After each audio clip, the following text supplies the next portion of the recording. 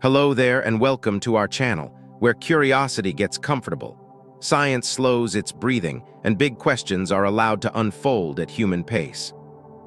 This is a place for wondering without rushing, for learning without strain, and for letting the mind wander gently while the body rests. Tonight, we're settling into a question that has been quietly waiting at the edge of textbooks and timelines for a very long time. Patient, unresolved, and strangely familiar. Human history, as we're usually taught it, feels neat enough on the surface. A long climb from stone tools to satellites, from cave paintings to computer chips. Dates line up in orderly rows. Arrows point forward. Progress marches on. But every so often, something doesn't quite fit. A detail appears where it shouldn't. A discovery arrives too early. A structure stands in the wrong place in time. And instead of rewriting the story, we often just turn the page quickly, hoping no one notices the missing paragraph. Tonight's journey is about that missing paragraph, the lost chapter of human history that science can't fully explain.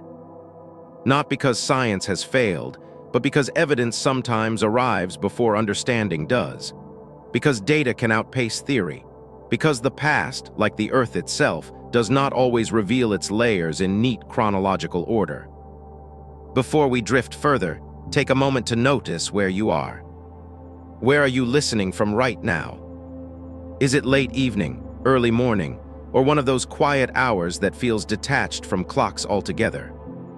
Maybe the room is dark except for a small light. Maybe there's a familiar hum in the background, a fan, distant traffic, or nothing at all. And what brought you here tonight? Curiosity, restlessness, habit, or simply the desire to let your thoughts slow down without going completely still. If you find this space calming, intriguing, or simply a gentler way to end your day, you're always welcome to like the video or subscribe. It helps this small, quiet corner of the internet find others who might need a slower pace, too. No pressure, just an open door.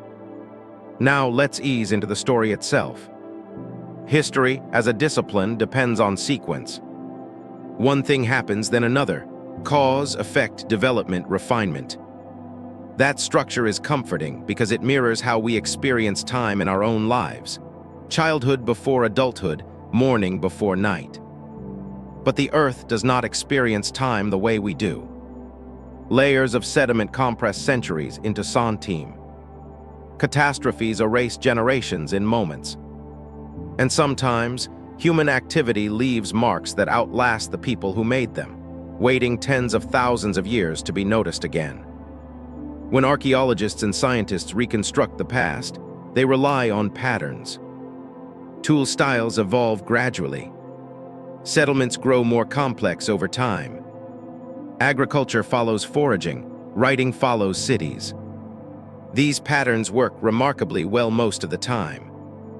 They explain the rise of known civilizations and the spread of technologies across continents. They give us confidence that we understand the general shape of our story. But then there are anomalies, objects found in places that don't match their age, structures whose construction techniques seem out of step with the tools available at the time, traces of human presence that predate accepted migration timelines. Not one or two, but enough to form a quiet constellation of questions scattered across the globe. These are not the kinds of things that shout. They don't announce themselves as revolutions. They appear slowly, often decades apart, sometimes dismissed at first as errors, contamination, or coincidence. And in many cases, those explanations are correct. Science is careful for good reason. Extraordinary claims require extraordinary evidence. Most mysteries shrink under closer inspection. Yet some don't. Some linger. Consider how much of human history is inferred rather than recorded. Written language is recent, astonishingly so. For over 95% of our existence as a species, there were no written records at all. Everything we think we know about that vast stretch of time comes from fragments. Bones, tools, fire pits, impressions left in mud that hardened long enough to survive. Now imagine how fragile those traces are. How easily erased by glaciers, floods, volcanic eruptions, rising seas, entire coastlines swallowed, plains buried under sand, forests turned to deserts. If a society existed tens of thousands of years ago and was later erased by natural forces, what would remain? Not much, and certainly not neat archive labeled for modern researchers. This is where the idea of a lost chapter begins to feel less like fantasy and more like a statistical possibility. Not a forgotten global empire with flying machines and crystal towers, but something subtler, a phase of human development that does not align neatly with the timeline we've drawn, a period of experimentation, organization, or knowledge that rose and fell before history had the tools to remember it. Science does not deny this possibility outright. In fact, it acknowledges something even more unsettling. Our understanding of prehistory is incomplete by necessity. We work with what survives, not with what existed. Absence of evidence is not evidence of absence, it's simply absence. And yet, certain discoveries push that idea further than is comfortable. There are stone structures whose precision seems excessive for their age. Sites that suggest large-scale cooperation before agriculture was supposed to make such cooperation possible. Carvings and alignments that appear to encode astronomical knowledge long before formal astronomy. Again and again, researchers find themselves asking the same quiet question: how did they know this? And why then? It's tempting to rush toward dramatic explanations. Lost civilizations, advanced technologies wiped out by disaster, visitors from elsewhere. Those stories are emotionally satisfying because they fill gaps quickly. But they also bypass the more interesting question: what if early humans were simply more capable than we've given them credit for? What if intelligence, organization, and symbolic thinking emerged earlier, flourished briefly, and then were interrupted? Human history is not a straight line. Genetics tells us that our species nearly went extinct more than once. Climate records show periods of extreme instability. Ice ages advanced and retreated, reshaping habitable land again and again. In such conditions, progress would not look like a steady climb. It would look like bursts and collapses. Knowledge gained, then lost. Skills refined, then abandoned. Imagine a small population developing advanced stonework techniques over generations, only to be scattered by climate shifts. Imagine ritual centers built not as cities, but as gathering points, later buried and forgotten when the people moved on. Imagine stories passed orally for thousands of years, slowly changing, eventually becoming myths that sound symbolic rather than historical. This is where science and storytelling overlap uncomfortably, because myths are often treated as the opposite of data. And yet, myths are memory systems. They encode information in narrative form. Flood stories appear in cultures separated by oceans. Tales of earlier ages, destroyed worlds, or teachers who came before occur again and again, not as proof, but as hints that something older echoes beneath recorded history. Science approaches these ideas cautiously, as it should. But caution does not mean dismissal. In recent decades, new tools have begun reopening questions once thought settled. Advanced dating methods, satellite imaging that reveals buried structures beneath jungles and deserts, genetic analysis that traces migrations with increasing precision. Each new technique peels back another layer, and sometimes, what's underneath is not what we expected. Sites once believed to be primitive turn out to be sophisticated. Timelines stretch backward, assumptions soften, and slowly, the possibility grows that the story we learned is not wrong, but abbreviated. What makes this especially intriguing is that science often finds these surprises accidentally. A site uncovered during construction, an artifact miscatalogued for years before someone notices the inconsistency, a reanalysis of old data using new methods. The lost chapter does not announce itself. It emerges reluctantly, piece by piece, as if unsure whether it wants to be read.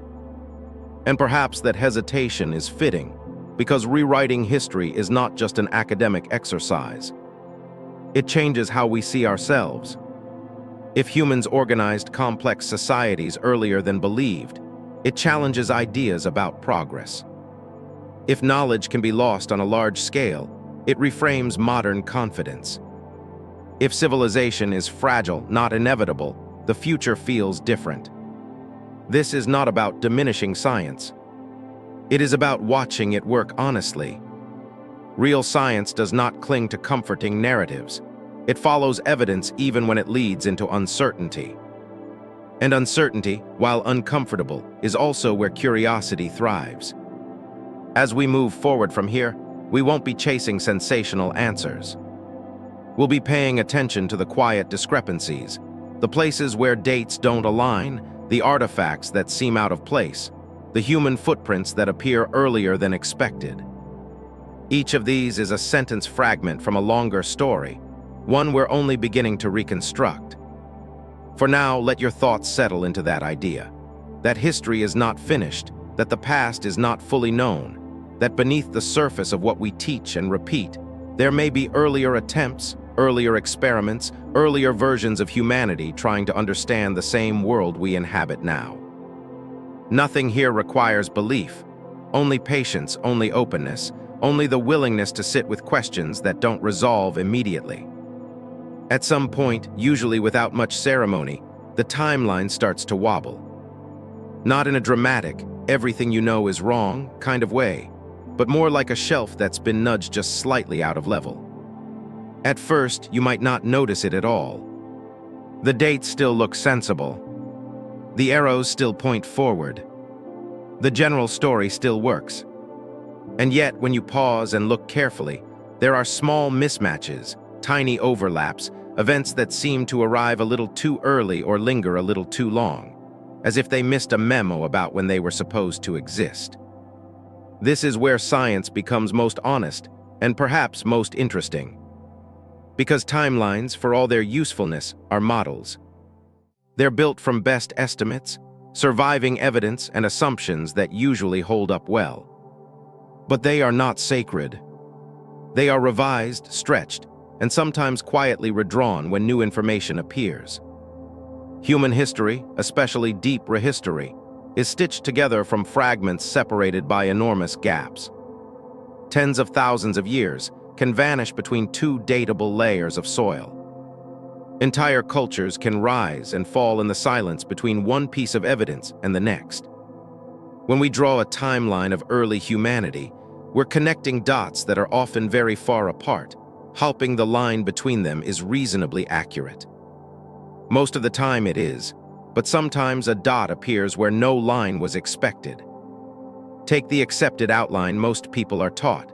For hundreds of thousands of years, humans lived as hunter-gatherers, small groups, mobile lives.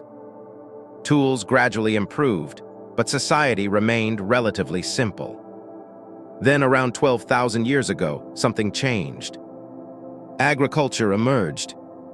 Permanent settlements followed. Population grew. Writing, cities, states, and eventually civilization, as we recognize it, took shape. This sequence makes intuitive sense. Farming allows surplus, surplus allows specialization, specialization allows complexity. The problem is that some discoveries do not politely wait their turn. Archaeologists have uncovered evidence of large-scale construction, symbolic art, and organized ritual activity that predates agriculture, not by a small margin, but by several millennia. According to the traditional model, this should not really be possible. Building monumental structures requires planning, cooperation, resource management, and time, all things thought to depend on settled agricultural life. And yet there they are. One of the most striking examples is Göbekli, a site in southeastern Turkey that dates back more than 11,000 years. That places it firmly before the advent of farming in the region. The site consists of massive stone pillars, some weighing many tons, arranged in circular enclosures. They are carved with detailed reliefs of animals, abstract symbols, and human-like forms. What makes this unsettling for the timeline is not just the age, but the sophistication. These stones were quarried, transported, carved, and erected with remarkable precision, all by people who, according to previous assumptions, were nomadic hunter-gatherers without permanent settlements or agriculture. Even more puzzling, after centuries of use, the site appears to have been deliberately buried, not abandoned and forgotten, but intentionally filled in as if closed with purpose. That act alone implies long-term planning and cultural continuity. This discovery did not overthrow the timeline overnight. Instead, it forced a reevaluation. Perhaps social complexity did not wait for agriculture. Perhaps shared belief systems, ritual gatherings, or symbolic meaning came first and helped drive the development of farming, rather than the other way around. Once that door opens, other anomalies start to feel less isolated. Consider stone tools found in layers far older than expected. In several parts of the world, archaeologists have uncovered evidence of human tool used tens of thousands of years earlier than migration models once allowed. In some cases, tools appear in regions long before humans were thought capable of reaching them. Dating methods are checked, rechecked, debated. Often the dates hold. In North and South America, for instance, the long-standing idea that humans arrived no earlier than around 13,000 years ago has been steadily eroded. Sites with clear signs of human activity keep pushing that date back. 16,000 years, 20,000, in some controversial cases, even earlier. Each time the response is cautious, as it should be. Extraordinary claims demand strong evidence, but the pattern keeps repeating. The timeline stretches reluctantly backward. The same thing happens with art. Cave paintings were once thought to represent a relatively late development in human cognition, a sign that symbolic thinking had finally emerged. Then older and older examples were found, some dating back over 40,000 years. Complex, intentional, expressive works created by people whose lives are otherwise almost invisible to us. These were not crude experiments. They show planning, technique, and aesthetic sense. They imply teaching, shared symbols, and cultural continuity, all things that suggest minds operating in ways not so different from our own. The timeline can accommodate this, but it becomes less linear as it does. Instead of a gradual climb from simple to complex, it starts to look more like a landscape with peaks and valleys. Advances appear early, disappear, reappear elsewhere, or take different forms. Then there are the gaps, periods where evidence thins dramatically, not because nothing happened, but because conditions were unfavorable for preservation. Ice ages scraped landscapes clean. Rising seas drowned coastal settlements, which is particularly important because early humans were likely coastal foragers. Some of the most ancient and potentially informative sites may now lie underwater, inaccessible or unexplored. If entire populations lived and died along ancient shorelines, their traces would be among the first to vanish. The timeline we draw would then be missing, not just details but entire chapters. Genetics adds another layer of complexity. As genetic analysis has improved, it has revealed that human populations mixed, split, and migrated in ways far more intricate than once believed. We're not the product of a single clean lineage marching forward. We carry traces of multiple archaic human groups. Some interactions happened much earlier than expected. Others happened in places no one predicted. These genetic timelines do not always line up neatly with archaeological ones. Instead, they suggest periods of overlap, coexistence, and disappearance that complicate the story of progress. And then there are structures, stone arrangements, earthworks, and megalithic sites scattered across the globe that defy easy categorization. Some are clearly later, others sit awkwardly in time, their purpose uncertain, their construction methods debated. In some cases, erosion patterns suggest great age. In others, alignments hint at astronomical knowledge, that would require long-term observation of the sky. None of this proves the existence of a lost advanced civilization, but it does suggest sustained, organized activity over long periods, sometimes earlier than expected. Science responds to these findings not with panic, but with revision. Timelines are adjusted. Models become more flexible. Language becomes more careful. Phrases like earliest known replace claims. And this is exactly how science is supposed to work. What makes this moment in history particularly interesting is that we're in the middle of one of these revisions. New tools are revealing things faster than theory can always keep up. Satellite imagery finds buried structures beneath forests and deserts. Improved dating methods refine ages with greater precision. Old collections are re-examined with fresh eyes. Each time the timeline becomes a little less tidy, but a little more honest. This discomfort often spills into public discussion as confusion or sensationalism. Claims of ancient supercivilizations or forbidden knowledge capture attention because they offer simple answers to complex questions. But the real story is quieter and arguably more fascinating. It is the story of a species that experimented, adapted, and sometimes failed long before written memory. A species whose capabilities emerged earlier than expected, whose progress was not guaranteed, and whose past includes episodes we're only beginning to glimpse. When the timeline doesn't quite add up, it doesn't mean science is broken. It means the picture is incomplete. And incompleteness is not a flaw, it's an invitation. An invitation to look more carefully at assumptions. To accept that absence of evidence reflects the fragility of the past, not the simplicity of it. To acknowledge that humans have always been more complex than the stories we tell about them. The question becomes less about forcing the past to fit a clean sequence, and more about understanding how messy real history actually is. Development did not happen everywhere at the same pace. Knowledge did not spread evenly. Some ideas appeared early, vanished, and had to be rediscovered later. Long before stone walls rose, before fields were planted in neat rows, before anyone thought to mark a year or name a king, humans were already leaving one of the most intimate records imaginable. Not tools, not monuments, footprints. A footprint is a strange kind of evidence. It is personal without being intentional.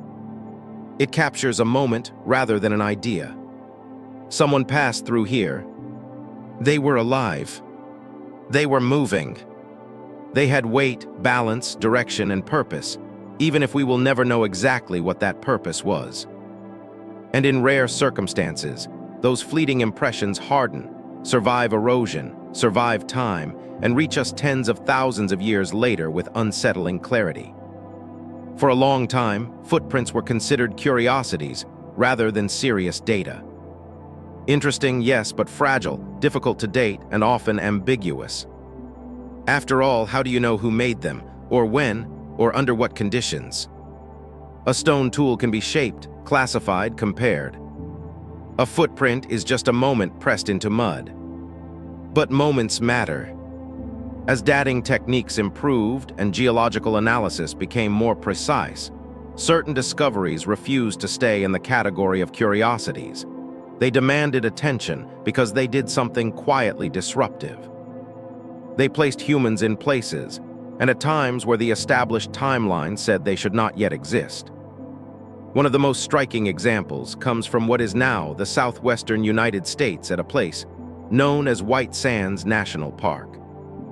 Today, it's famous for its rolling gypsum dunes, bright, soft, and almost otherworldly. Thousands of years ago, it was something very different. A landscape of shallow lakes and wetlands fed by melting ice from the last ice age. Muddy shorelines, soft sediment, perfect conditions for preserving footprints. In recent years, researchers uncovered a long trail of human footprints there, embedded in ancient lakebed sediments. At first glance, the tracks looked familiar, bare feet, clear heel-to-toe impressions. The size and shape suggested adults and children moving together. Nothing extraordinary about that, except for one detail that changed everything: their age. Using radiocarbon dating of plant seeds embedded in the same layers as the footprints, scientists arrived at dates between roughly 21 and 23,000 years ago. That places these people in North America during the height of the last ice age, thousands of years earlier than the long-accepted timeline for human arrival on the continent. This wasn't a single isolated print that could be waved away as contamination or misinterpretation. It was a trail, multiple layers, repeated visits over time, children playing or walking alongside adults, people turning, pausing, changing pace.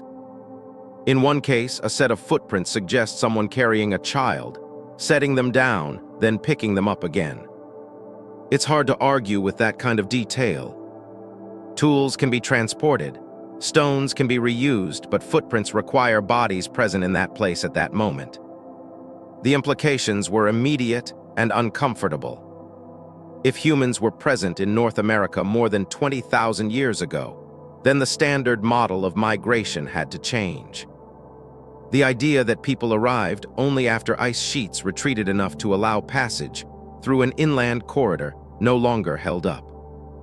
They were there earlier somehow, navigating harsher climates, adapting to environments we once assumed were uninhabitable. Science did what it always does in these moments. It slowed down.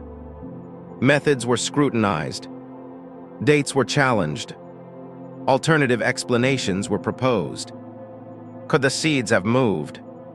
Could the layers have been disturbed? Multiple teams revisited the site, reanalyzed the data, and tested different samples.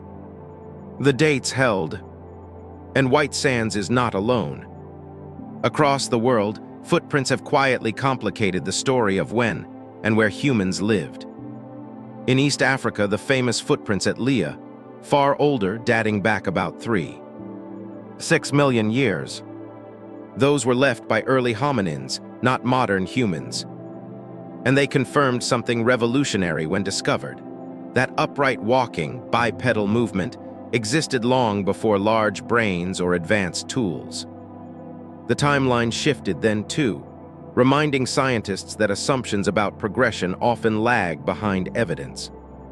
While Leah sits far deeper in evolutionary time, it established an important precedent. Footprints could rewrite history. What makes more recent footprints especially challenging is that they intersect with questions of civilization, not just biology. They place modern humans, or people indistinguishable from us in anatomy and behavior, into periods where we expected only sparse populations or none at all. In some locations, footprints appear alongside tracks of extinct animals. Mammoths, giant sloths, animals that disappeared at the end of the Ice Age. In certain cases, human footprints intersect with these tracks, suggesting encounters, perhaps hunting, perhaps avoidance, perhaps curiosity. The exact nature doesn't matter as much as the coexistence. That coexistence matters because it implies ecological knowledge, awareness of dangerous animals, strategies for survival, social coordination. These were not isolated wanderers, stumbling blindly into new worlds. They were people navigating complex environments with intention. This challenges an unspoken assumption that early humans were always on the brink of failure, barely surviving. The footprints tell a different story, one of resilience, planning, and adaptability. The presence of children is particularly revealing. Adults might take risks, exploratory journeys, dangerous crossings.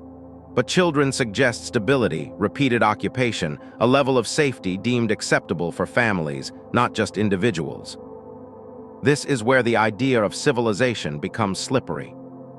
We often equate civilization with buildings, writing, agriculture, and permanent cities. But those are outcomes, not prerequisites of complex human behavior. Social structures, shared knowledge, cooperation, and cultural continuity can exist without stone walls or written records. Footprints don't tell us about governments or gods, but they tell us something just as important. Humans were living full lives with families and routines far earlier than we once thought. Other footprint sites add to this picture in quieter ways.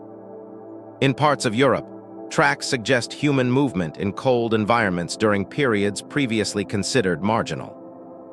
In Australia, evidence of human presence continues to push back arrival dates, supported not just by tools, but by traces of repeated land use. Each discovery alone might seem manageable, a date adjustment here, a migration route tweak there. But together they create pressure. The timeline stretches not because of speculation, but because people were physically present where the old model said they weren't. And once again, we're confronted with gaps. Footprints preserve moments, not stories. They don't explain how people got there, what technologies they used, or what knowledge they carried. They only confirm presence. But presence is powerful. It forces every other explanation to catch up. How did these people cross vast distances? How did they survive glacial climates? What social structures supported them? What knowledge did they pass down that left no obvious material trace? These questions don't point toward lost advanced technology. They point toward lost context. Much of what humans do does not fossilize well. Clothing made from plant fibers or animal hides, wooden tools, boats, shelters, songs, spoken instructions. None of these survive easily, and yet they are central to survival, especially in challenging environments. If early humans reached distant continents earlier than believed, they almost certainly used technologies that left little trace. Simple watercraft, coastal navigation, seasonal movement patterns, all practical, all plausible, all nearly invisible archaeologically. Footprints then become rare snapshots of otherwise hidden behavior. There is also an emotional reaction to these discoveries that science doesn't always acknowledge openly, but that matters nonetheless. Seeing a footprint that is unmistakably human, thousands of generations old, creates a sense of continuity that tools or bones don't quite capture. Someone stood here. They shifted their weight. They moved forward. They existed, and they existed long before history remembers them. This challenges not only timelines, but narratives of progress. It suggests that the roots of human adaptability run deeper than our monuments. That ingenuity and cooperation are not recent achievements, but ancient traits that allowed us to spread across the planet under conditions far more extreme than most of us will ever face. It also reframes the idea of a lost chapter, not as a golden age erased by catastrophe, but as a long, complex prelude written in materials that rarely survive. Mud instead of stone, motion instead of objects. Science is still catching up to this realization. Each new footprint discovery is treated carefully, skeptically, methodically, as it should be. But the pattern is becoming harder to ignore. Humans were present earlier in more places, living fuller lives than the tidy timeline once allowed. And footprints are only the beginning. Long before anyone carved dates into stone or counted years with symbols, humans were shaping the world with their hands. Tools are often described as extensions of the body, and that description turns out to be more literal than poetic. A tool preserves intention. It shows planning, knowledge of materials, and an understanding that effort now can make survival later a little easier. When archaeologists find tools, they are not just finding objects, they're finding decisions. For a long time, tools have been one of the main anchors of the human timeline. Certain types of tools are associated with certain periods. Crude stone flakes appear first, then more refined hand axes, later blades, needles, composite tools, and eventually metal.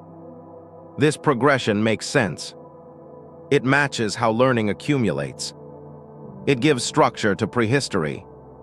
The problem arises when a tool shows up too soon, not a little early, but thousands or even hundreds of thousands of years earlier than the timeline comfortably allows.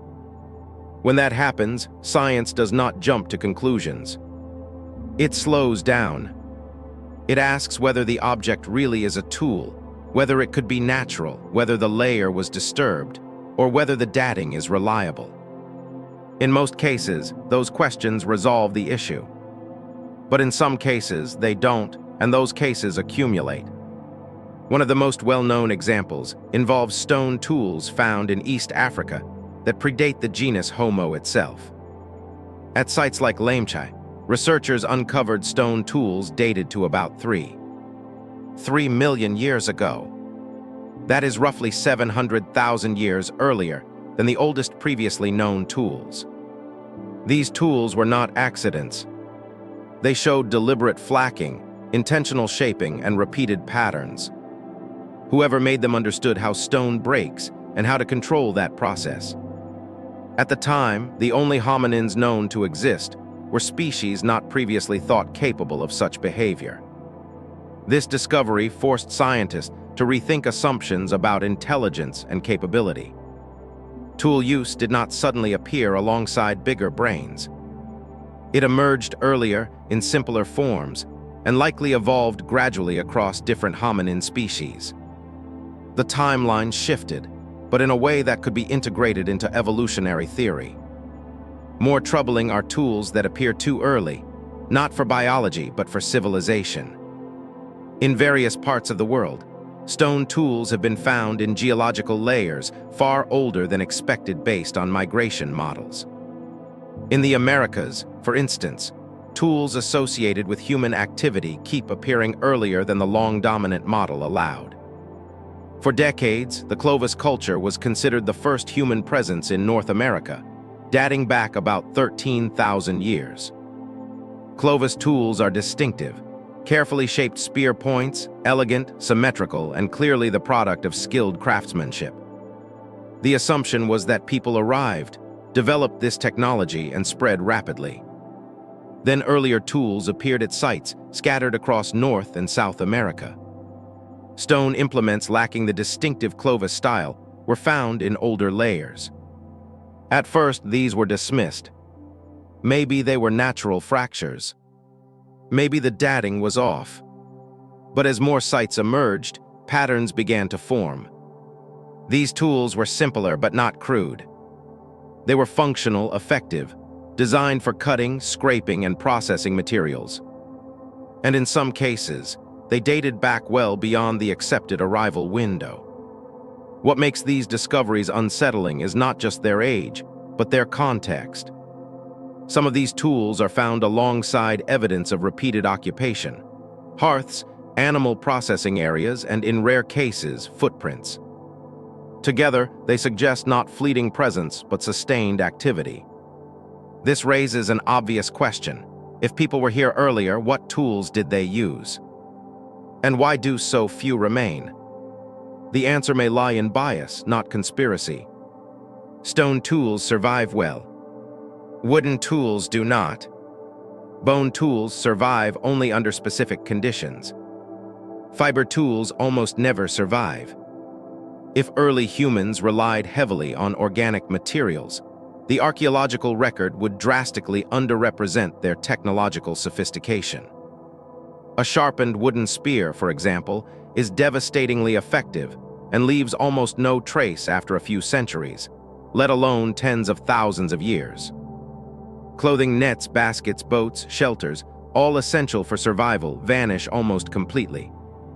What remains are stones, and even then only some stones. Another complicating factor is reuse. Early humans often reused older tools or materials left behind by previous groups.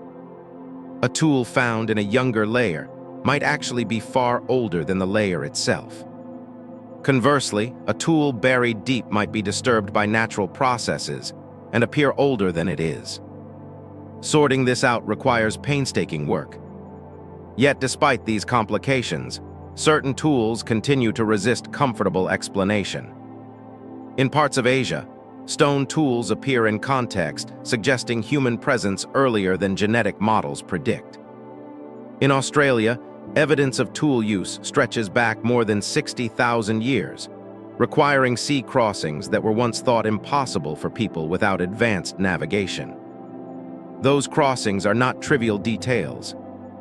They imply planning, boats, or rafts, knowledge passed down over generations, an understanding of tides, currents, and seasonal patterns. None of that leaves much of a trace.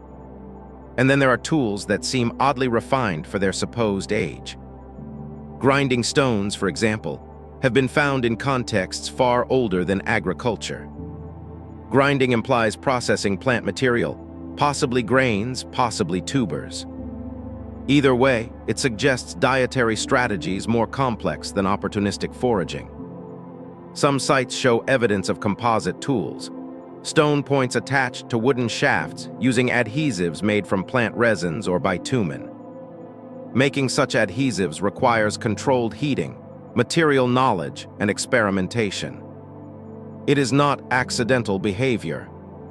When these tools appear earlier than expected, the response is often to push back the date of that technology's invention. But doing so repeatedly has consequences. It means humans were innovating continuously, adapting technologies long before we credit them for doing so. This undermines the idea that technological progress is tightly linked to settled civilization. Instead, it suggests that mobile groups were perfectly capable of complex problem-solving, experimentation, and teaching. The timeline becomes less about sudden revolutions and more about long periods of quiet refinement. There is also a psychological factor at play. We tend to associate complexity with permanence. Cities feel advanced because they endure. Nomadic life feels simple because it leaves fewer marks. But endurance is not the same as sophistication. A temporary shelter built efficiently and repeatedly may represent more knowledge than a poorly planned permanent structure. Tools reflect this. Many early tools are elegant in their efficiency. Minimal material, maximum function, no excess. When tools appear too early, it forces us to reconsider not just when people lived, but how they lived. Did early humans have seasonal gathering points where knowledge was exchanged? Did techniques spread through social networks that left no physical trace? Did entire traditions rise and fall without ever becoming archaeologically visible? Science does not answer these questions with speculation. It answers them with patience, with replication, with cautious language. But the pattern is clear. The deeper we look, the earlier human ingenuity appears. This does not point to a lost high-tech civilization. It points to something more subtle and perhaps more impressive. A long, adaptive human story where innovation was constant, but preservation was rare. Tools that appear too early are not anomalies to be dismissed. They are signals, indicators that our timeline, while useful, is still incomplete. And tools are only part of the picture. For a long time, the idea of a city came with very specific expectations. Walls, streets, permanent houses, storage facilities, social roles, all of it rooted firmly in agriculture. The logic seems straightforward.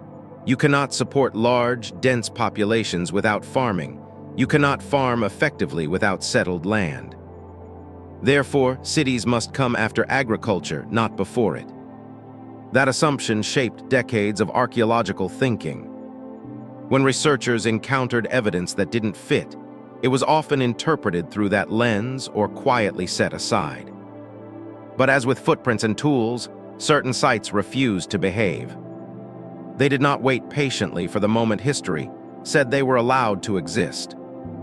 Instead, they appeared early. Too early. What complicates this discussion immediately is language. The word city carries modern baggage: skyscrapers, bureaucracy, governments. None of that applies here. But if we strip the idea back to its essentials, a city is simply a place where large numbers of people gathered repeatedly, organized space intentionally, shared resources, and coordinated their lives over time. No writing required, no kings required, just sustained social complexity. When defined that way, the timeline starts to strain. One of the earliest sites to force a serious rethink was Jericho.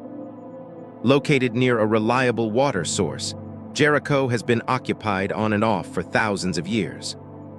What startled archaeologists was not just its longevity, but its antiquity. The earliest known settlement layers date back to around 9000 B.C., well before what was once considered the beginning of urban life. Even more surprising was what those early inhabitants built: a substantial stone wall, a massive tower rising several meters high. These were not casual constructions. They required planning, labor coordination, and a shared purpose. For a long time, scholars struggled to explain why such a structure existed at such an early date. Defense was one suggestion. Flood control was another. Symbolic or ritual functions have also been proposed. What matters is not which explanation is correct, but the fact that people living there organized themselves well enough to build something far beyond immediate survival needs. That level of coordination challenges the idea that early settlements were loosely organized camps. It suggests leadership, shared goals, and an understanding of collective effort. Jericho was once treated as an exception, a lucky fluke. But exceptions lose their power when they multiply. Another site that quietly dismantled old assumptions is Çatalhöyük. Located in what is now Turkey, this settlement dates back to around 7500 B.C. and housed thousands of people at its peak. There were no streets in the conventional sense. Instead, houses were packed tightly together and people moved across rooftops, entering homes through openings in the ceiling. This was not chaotic. It was intentional. The layout reflects shared norms, repeated construction patterns, and long-term continuity. Homes were rebuilt in the same locations over generations. Walls were decorated with paintings. Burials were placed beneath floors, tying family memory directly to living space.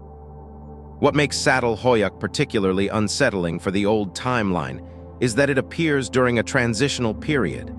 Agriculture was present but not fully dominant. Hunting and gathering still played a major role. This was not a simple farming village. It was a dense, socially complex settlement operating in a hybrid economic system. There is no evidence of centralized authority. No palaces, no obvious ruling class. And yet the community functioned. Order was maintained, space was negotiated, cultural practices were shared across thousands of people. This suggests that social organization does not require hierarchy in the way we often imagine. Cooperation alone can sustain large populations, at least for a time.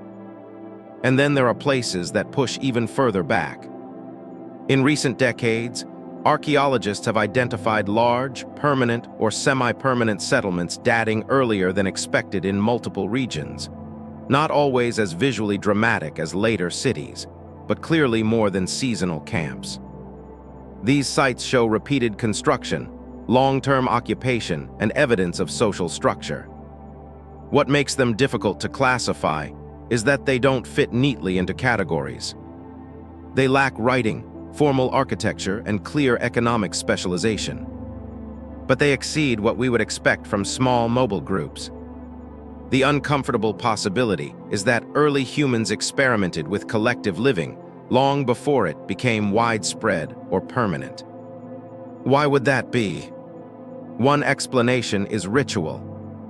Large gatherings may have formed around shared beliefs rather than food production. People could come together seasonally for ceremonies, exchanges, or social bonding. Over time, those gatherings might become more frequent, more structured, and eventually semi-permanent. Another explanation is environmental opportunity.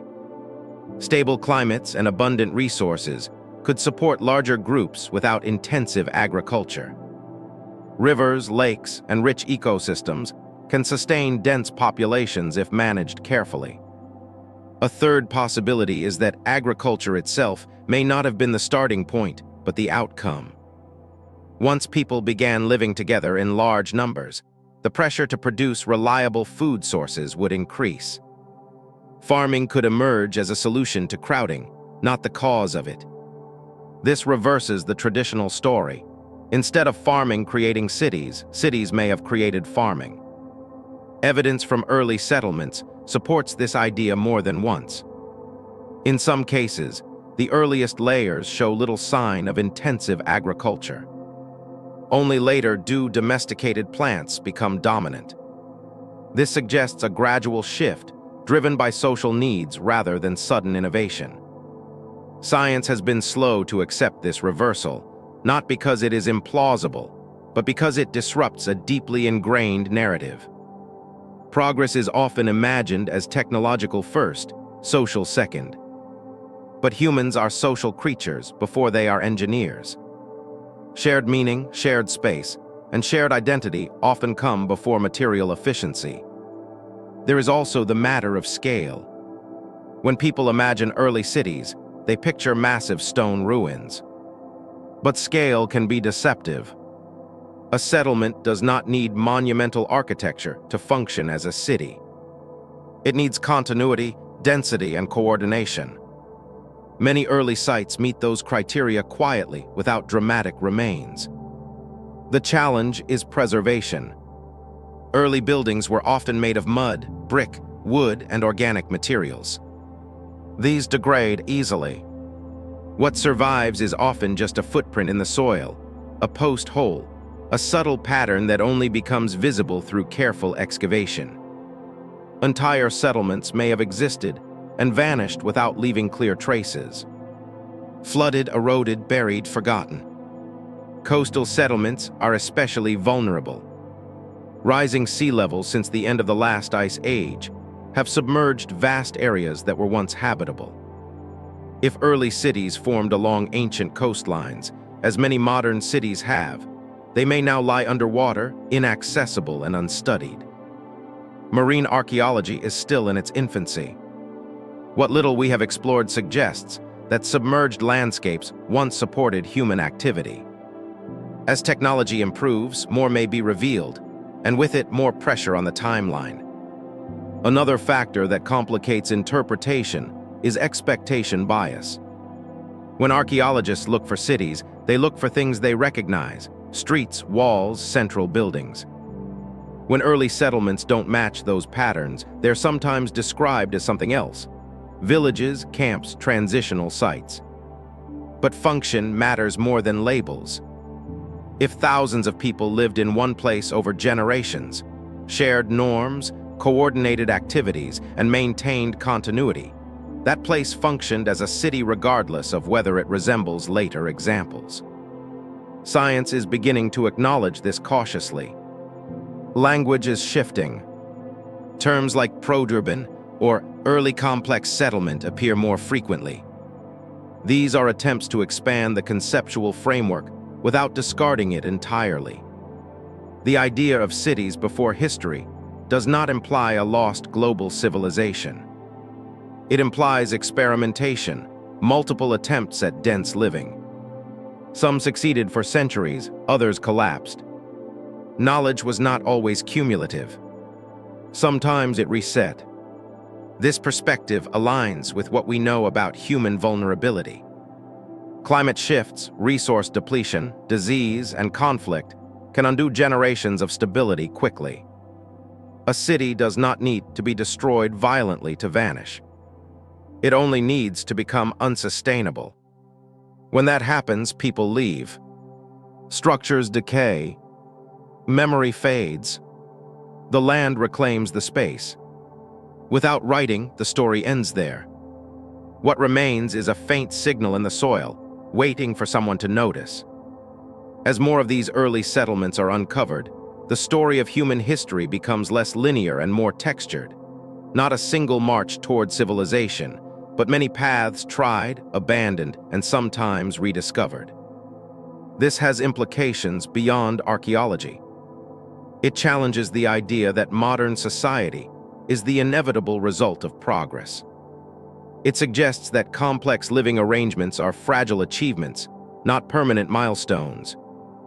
It also reframes the lost chapter not as a hidden empire erased by disaster, but as a long series of social experiments, most of which left little trace. Cities before history were not mistakes. They were learning processes, and learning processes leave echoes. Those echoes appear in later civilizations, in how space is organized, in how communities form, in how ritual and cooperation bind people together before law or writing ever do. Understanding this does not diminish modern achievement, it deepens it. It places us within a much longer continuum of human problem-solving, one that began far earlier than our timelines was once allowed. Somewhere along the long stretch of human time, people began doing something that, even now, is not entirely practical. They started building things that were far larger, heavier, and more enduring than immediate survival required. Not shelters that could be packed up and moved, not tools that fit in the hand, but massive structures made of stone, placed with care, effort, and intention, meant to last far longer than the people who built them. These monuments are among the most persistent disruptions to the tidy version of history. They are visible, measurable, and difficult to dismiss. You can walk around them, touch them, map them. And yet, when you ask the simplest questions about them, how they were built, why they were built when they were, and what knowledge was required, the answers become surprisingly uncertain. At first glance, monuments seem like the most straightforward evidence of civilization. Big structures imply organized societies. Organized societies imply agriculture, hierarchy, and surplus. But once again, the timeline begins to strain when monuments appear earlier than expected, or when their construction methods seem out of proportion to the technologies attributed to their builders. This is not a matter of mystery for mystery's sake. It's a matter of logistics. Stone is heavy. Transporting it requires planning. Shaping it requires skill. Aligning it requires knowledge. Coordinating large numbers of people over long periods requires social organization. None of that happens accidentally. And yet, some monuments appear in contexts where the supporting framework, at least as we currently understand it, seems incomplete. Perhaps the most famous example is Stonehenge.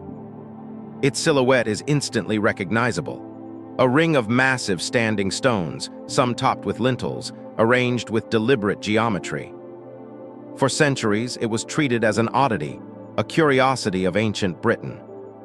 Then, as excavation and dating improved, it became something more unsettling. Stonehenge was not built all at once. It evolved over many centuries, beginning around 3000 B.C. What makes it difficult to explain is not just the size of the stones, some weighing up to 25 tons, but their origin. Several of the stones known as blue stones were transported from Wales, over 150 m away. Moving stones of that size without metal tools, wheeled vehicles, or draft animals is not impossible. Experimental archaeology has shown it can be done. But can and would are different questions. Why would communities invest such effort over generations? What knowledge guided the placement? Why do alignments match solar events like solstices with such precision? Stonehenge does not exist in isolation. It is part of a larger ritual landscape with nearby earthworks, burial mounds, and avenues aligned with celestial events. This suggests long-term observation of the sky, careful planning, and shared symbolic meaning maintained across centuries. None of this requires lost technology, but it does require continuity of knowledge, teaching, memory, and social stability, all of which are difficult to sustain without leaving other traces. Now widen the lens. Across the globe, monuments appear that share certain features despite being separated by vast distances and cultures. Large stone blocks, precise fitting, astronomical alignments, symbolic placement. Each site has its own context, its own history, but the recurring themes invite questions. In Egypt, the pyramids stand as the most iconic monuments of all. The Great Pyramid at Giza, part of the larger complex that includes Giza Plateau, has been studied for centuries. Its age is well established. Its builders are known. Its purpose is broadly understood. And yet, despite this, it continues to generate questions. The precision of its construction is extraordinary. The base is leveled to within centime. The stones fit together with remarkable accuracy. The structure is aligned with true north more precisely than many modern buildings. Mainstream archaeology explains this through skilled labor, simple tools used expertly, and a massive workforce supported by a centralized state. There is no need to invoke lost technology. But even within this framework, the organizational challenge is immense. What often gets overlooked is that the pyramids did not emerge in a vacuum. They appear after a long period of architectural experimentation, which itself implies an even longer tradition of planning, surveying, and construction. And then there are monuments that are harder to integrate. In the Andes, at a high altitude near Lake Titicaca, lies the site of Pumapunku. It is part of a larger complex associated with the Tiwanaku culture. The stones here are enormous, some weighing over 100 tons. They're carved with sharp angles, straight lines, and interlocking shapes that resemble modular components. What makes Pumapunku difficult is not just the size of the stones, but their finish. The precision of the cuts has led to exaggerated claims about advanced technology. But precision alone does not imply modern tools. Stone can be shaped with remarkable accuracy using simple methods, given time and skill. The real challenge lies in the absence of clear transitional stages. The culture associated with the site did not leave behind extensive evidence of the incremental development that would normally precede such construction. Much may have been lost. Much may remain undiscovered, but as it stands, the site feels like a technological leap within its regional context. Another case comes from the Pacific at Nanmal.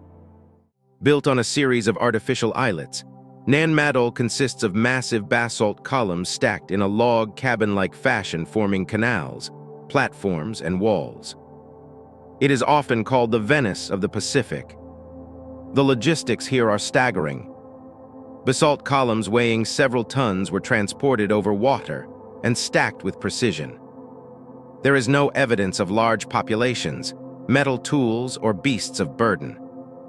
The site was built incrementally over centuries, suggesting long-term social organization and shared purpose. Why build such a place? How was labor mobilized?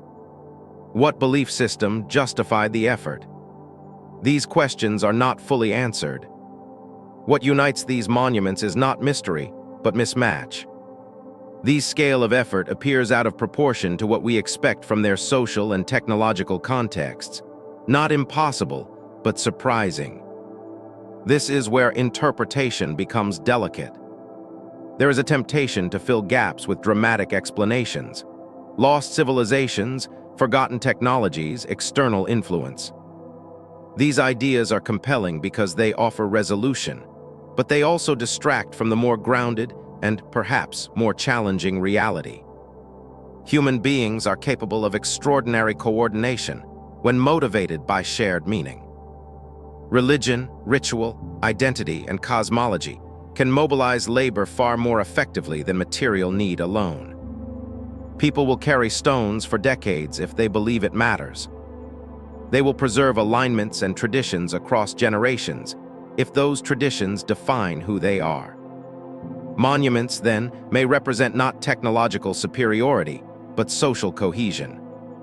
Still, this does not fully resolve the timeline problem.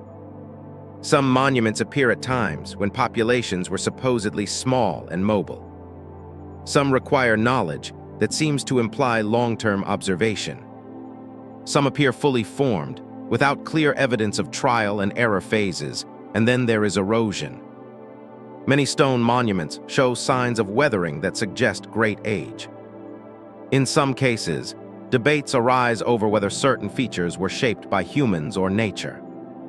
These debates are healthy, but they also highlight how difficult it is to assign dates and functions confidently.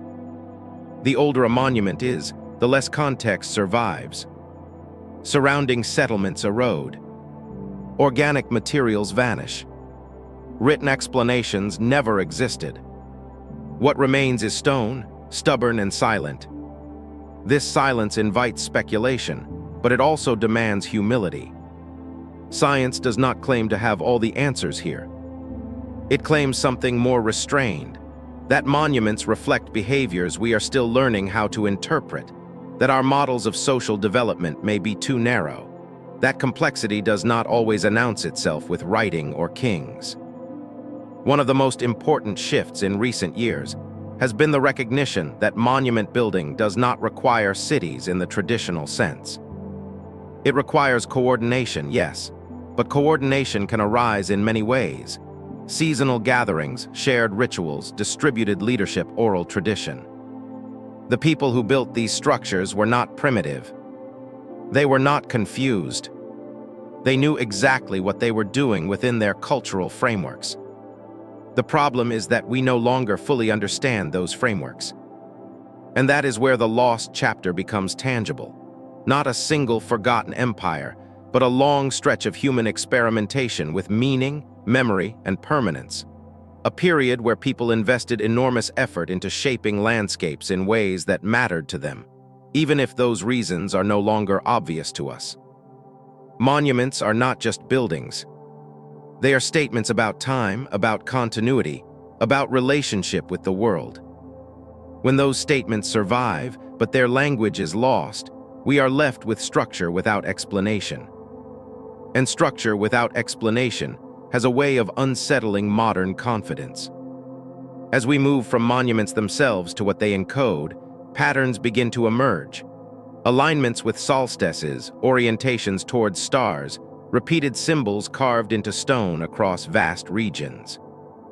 These are not decorative accidents. They point toward knowledge systems, ways of understanding the world that were shared, taught, and preserved without writing. And once you begin to notice that knowledge embedded in stone, another question becomes impossible to avoid. What else did early humans know? And how much of that knowledge has quietly slipped out of the record, leaving only faint impressions behind? Stone does not remember in the way people do. It does not recall events, emotions, or stories. But it does preserve patterns, lines carved with intention, shapes repeated with care, alignments fixed against horizons that no longer look the same as they once did. When knowledge is written into stone, it is not meant to be read quickly. It is meant to endure. For much of modern history, carvings, alignments, and stone markings were treated as decoration or symbolism. Interesting, but secondary to more practical concerns like tools or dwellings. A spiral here, a notch there, a wall that points somewhere specific. These details were cataloged, sketched, photographed, and then often set aside as cultural flavor rather than data. That attitude has changed slowly, and not without resistance. As researchers began to pay closer attention, a pattern emerged. Many of these markings were not random. They were not merely artistic. They were precise, repeated across sites, tied to environmental cycles, celestial events, and seasonal changes. In other words, they encoded knowledge. The unsettling part was not that ancient people paid attention to the world around them. That much was always obvious. The unsettling part was how much they seemed to know, how consistently they applied that knowledge, and how early some of these systems appeared. Consider orientation. Across continents, stone structures are aligned with the rising or setting of the sun at specific times of year. Solstices, equinoxes, lunar standstills. These alignments are often accurate to within a degree or less. Achieving that kind of precision requires long-term observation. Years, decades, possibly generations. You do not stumble into that accidentally. Take Nabat Player, located in what is now the Sahara Desert. Today it is arid and inhospitable. Thousands of years ago, it was a seasonal lake region that supported human populations. There, archaeologists found stone circles and alignments dating back more than 7,000 years. Some of these stones appear to mark the summer solstice. Others align with stars that were visible at the time, but have since shifted due to precession, the slow wobble of Earth's axis. The people who placed these stones were not farmers in the later sense. They were pastoralists and foragers living in a landscape that demanded close attention to seasonal cycles. What they left behind was not a calendar in the modern sense, but a reference system, a way to track time, anticipate environmental changes, and coordinate movement and activity. This kind of knowledge does not require writing, but it does require continuity. Someone has to teach it. Someone has to remember which stone matters and why. Someone has to care enough to maintain the system across generations. That alone challenges assumptions about early societies being loosely organized or short-lived. Now consider repetition. In many regions, similar symbols appear carved into stone across wide areas. Spirals, zigzags, cup marks, lines arranged in specific patterns. Individually, these marks can be ambiguous. Collectively, they suggest shared meaning. In Europe, for example, Neolithic sites feature recurring motifs carved into rock faces and monuments. These carvings are often found near burial sites or ritual spaces. They are placed deliberately, not randomly scattered. Some appear to interact with light and shadow at specific times of year. Light itself becomes part of the message. At certain moments, sunlight illuminates a carving fully, while at other times it disappears into shadow. This requires understanding not just of carving, but of solar movement across seasons. It also implies that these events were anticipated and perhaps observed by groups of people, not just individuals. In the Americas, similar patterns appear in different forms. At Cho Canyon, massive stone structures built by the ancestral Pueblo peoples show alignments with solar and lunar events. Certain windows and doorways frame the sun or moon at precise moments, creating light patterns that repeat predictably. The famous Sun Dagger site, where shafts of light pass through rock slabs to mark solstices and equinoxes, is one of the clearest examples. It is not decoration. It is a functional display of astronomical knowledge. What makes Cho Canyon especially relevant is its scale. The site was part of a larger network of settlements connected by straight roads, extending for miles across difficult terrain. These roads do not always lead to obvious destinations. Some seem symbolic rather than practical. Symbolic does not mean meaningless. Symbols organize societies. They encode shared understanding. They guide behavior. When symbols are tied to natural cycles, they anchor human activity to the larger world. This is knowledge written in stone, but not as text, as relationship. There is a tendency to underestimate this kind of knowledge because it does not resemble modern science. It is not written in equations or formalized theories, but it is empirical.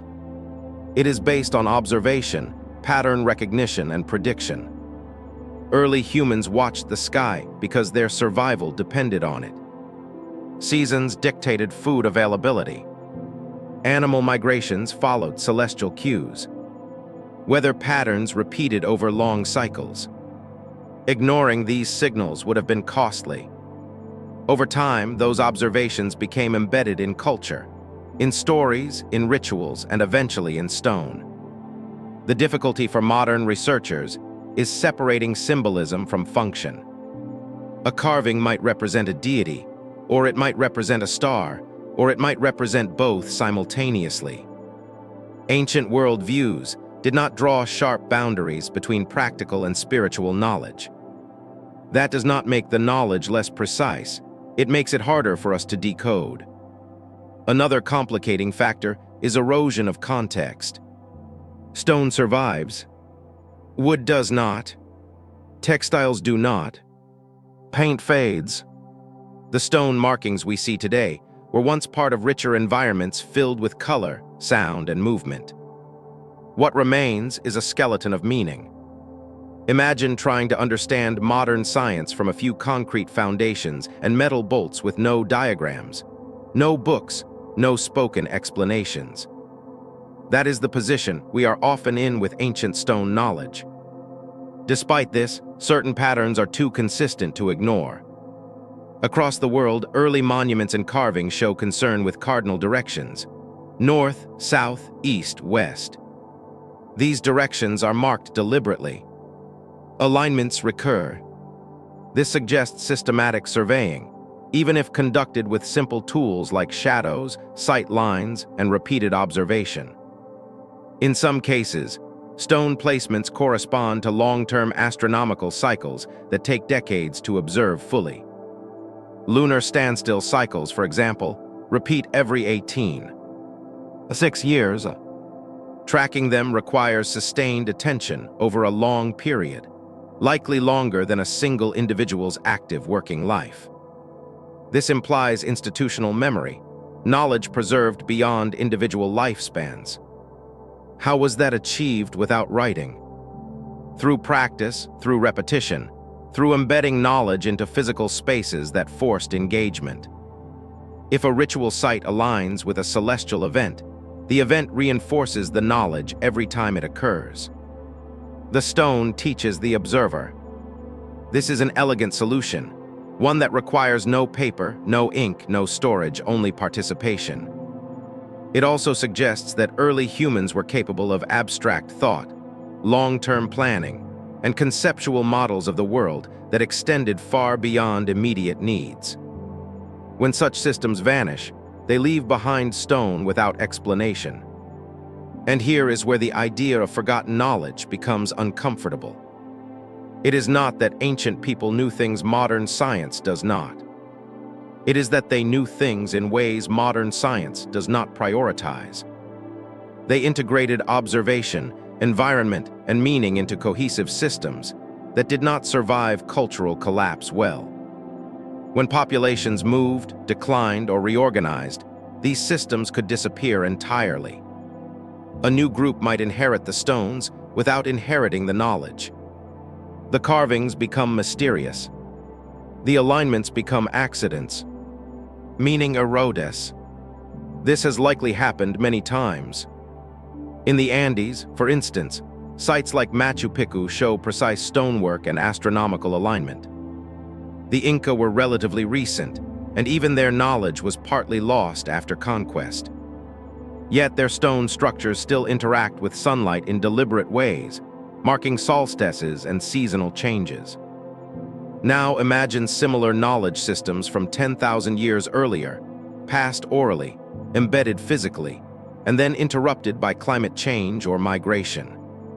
What would remain? Stones, patterns, questions. Science is careful not to romanticize this. There is no evidence of lost advanced physics or secret technologies. But there is strong evidence of systematic observation and environmental intelligence that rivals later developments in its own context. This challenges the assumption that scientific thinking is a recent invention. What is recent is formalization, writing, abstraction divorced from immediate experience. Early knowledge was applied, not theoretical. It lived in practice. That makes it fragile. When practices stop, knowledge stops.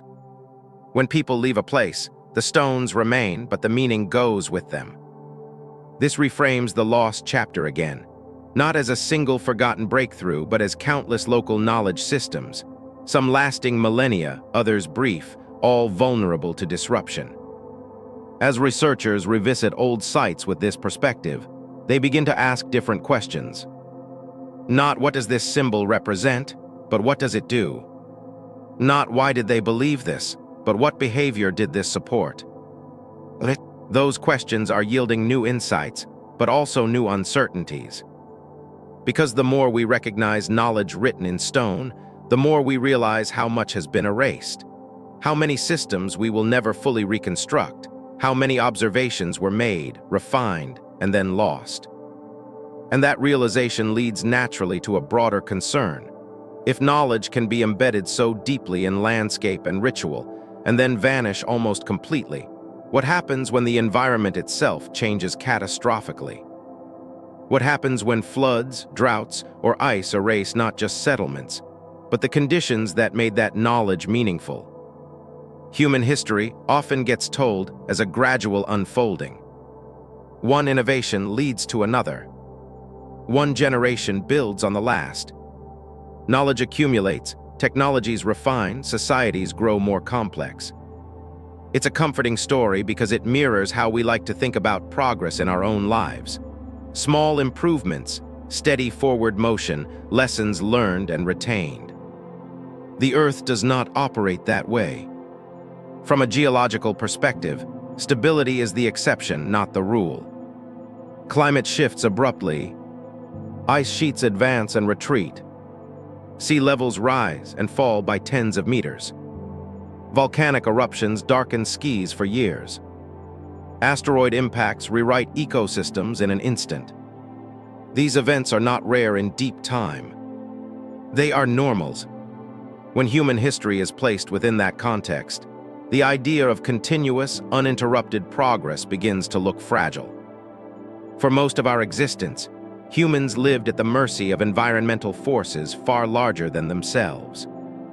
We adapted, migrated, regrouped, and adapted again, sometimes successfully, sometimes not. And when adaptation failed, entire populations could disappear, taking their knowledge with them. This is the part of the story that tends to get compressed or softened. We talk about ice ages as slow glacial processes. We talk about climate change as trends measured in averages. But many past events were abrupt on a human time scale, sudden enough to feel like the world breaking. One of the clearest examples comes from the end of the last ice age, a period that was anything but smooth. As glaciers melted, massive amounts of fresh water poured into oceans and seas, disrupting global circulation patterns. Temperatures rose overall, but not steadily. Instead, they lurched. In some regions, warming suddenly reversed. Within a few decades, temperatures dropped sharply. Ecosystems that had begun to recover were thrown back into cold, dry conditions. Large animals vanished. Vegetation shifted rapidly. Human groups that had adapted to one environment found themselves facing another almost overnight. For people living close to the edge of survival, these changes were devastating. Food sources disappeared. Migration routes closed. Familiar landscapes transformed. Coastal areas flooded as sea levels rose, drowning low-lying settlements that may have existed for generations. Rivers changed course. Lakes vanished or expanded unpredictably. These were not inconveniences. They were existential threats. When modern researchers reconstruct these events, they often focus on environmental data: ice cores, sediment layers, pollen samples. These tell us what happened to the planet. What they cannot tell us directly is what happened to human societies caught in the middle. But we can infer. If a group relied on seasonal resources that suddenly vanished, they would have been forced to move or perish. If migration routes were blocked by ice or desertification, populations could become isolated and collapse. If sea levels rose rapidly, coastal knowledge, fishing techniques, and navigation routes would disappear along with the people who used them. This matters because many early human populations likely favored coastlines. Coastal environments offer rich, stable food sources: shellfish, fish, marine mammals, sea plants. These resources can support dense populations without agriculture. They also leave relatively poor archaeological traces once submerged. When sea levels rose at the end of the Ice Age, vast stretches of coastline were lost. Entire ways of life may have vanished with them, leaving little behind but silence. The loss was not just of people, but of accumulated knowledge, navigation techniques, seasonal calendars, local ecological understanding, social networks that transmitted skills and stories. All of this depends on continuity. Break that continuity, and knowledge resets. This is not speculative. We see it in more recent history. When societies experience catastrophic collapse, knowledge erodes quickly. Skills that require practice vanish within a generation. Infrastructure decays. Oral traditions fragment. Written records burn or rot. Even today, with digital storage and global communication, disasters can erase information permanently. Now imagine societies without writing, without durable materials, without redundancy. Imagine that happening repeatedly over tens of thousands of years. The result would not be a smooth curve of progress. It would be a jagged line, advances followed by losses, innovations rediscovered rather than inherited, regions advancing independently, then collapsing independently. This perspective changes how we interpret archaeological gaps. A gap does not necessarily mean inactivity. It may mean erasure. Consider a hypothetical coastal society that developed sophisticated fishing techniques, seasonal gathering sites, and symbolic traditions tied to the ocean. If rising seas destroyed those settlements and scattered survivors inland, much of that knowledge would become irrelevant or unusable. Inland environments demand different skills. Over time, old practices would be forgotten. If archaeologists thousands of years later excavated inland sites, they might find simple tools and assume simplicity. The coastal chapter would be gone. Multiply this scenario across continents and millennia, and the idea of a lost chapter becomes not only plausible, but likely. Catastrophes also affect social structures. Large, complex communities are vulnerable. They require coordination, trust, and shared purpose. Disruption strains those bonds. When resources become scarce, cooperation can fracture. Groups split. Leadership structures collapse. Cultural continuity breaks. Smaller, more flexible groups may survive better in some conditions, but they cannot preserve the same breadth of knowledge. Specialization declines. Skills become generalized. Efficiency replaces complexity. This is not regression in a moral sense. It is adaptation under constraint. The archaeological record reflects this. Periods of apparent simplicity often follow periods of greater complexity. For a long time, these patterns were interpreted as gradual development. Now they increasingly look like cycles. There is also the psychological dimension of catastrophe. Traumatic events reshape how societies think about the world. Flood myths, fire myths, stories of lost ages, and punished civilizations appear in cultures separated by geography and time. While these stories are not historical records in the modern sense, they may encode collective memory of disruption. Memory does not preserve dates or mechanisms. It preserves impact. A sudden flood that destroys a homeland becomes a story of the world ending. A long drought becomes a story of divine withdrawal. Over generations, details blur, but the core remains. Something was lost. Something changed irreversibly. Science does not treat myths as evidence of specific events, but it does recognize that human memory responds to catastrophe in predictable ways. Stories become containers for loss. When similar stories appear repeatedly across cultures, it raises a cautious question. How many times did human societies experience resets severe enough to imprint themselves on collective memory? Genetics offers another clue. Human genetic diversity shows signs of bottlenecks, periods when population shrank dramatically. These bottlenecks often coincide with climatic upheavals. When populations collapse, diversity is lost. Entire lineages disappear. With them go cultural traditions. This matters because culture evolves faster than genes. A genetic bottleneck might preserve biological continuity, but cultural continuity can be severed completely.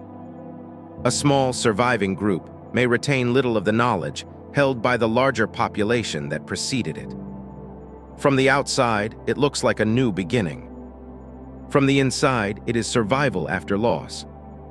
This helps explain why certain technologies or practices appear, vanish, and then reappear thousands of years later. It is not necessarily because they were forgotten due to ignorance. They may have been lost due to catastrophe. Stone construction techniques, astronomical knowledge, long-distance trade routes all require stability. Interrupt that stability repeatedly, and progress becomes episodic. This does not mean humanity was constantly on the brink of extinction. It means that local collapses were common. Some regions thrived while others struggled. Knowledge flowed unevenly. What survived depended on geography, climate, and chance. The comforting idea that civilization steadily climbed out of chaos ignores this reality. It also ignores resilience. Despite repeated resets, humans adapted again and again. They relearned.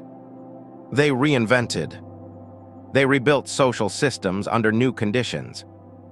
Sometimes those systems resembled earlier ones. Sometimes they were entirely different.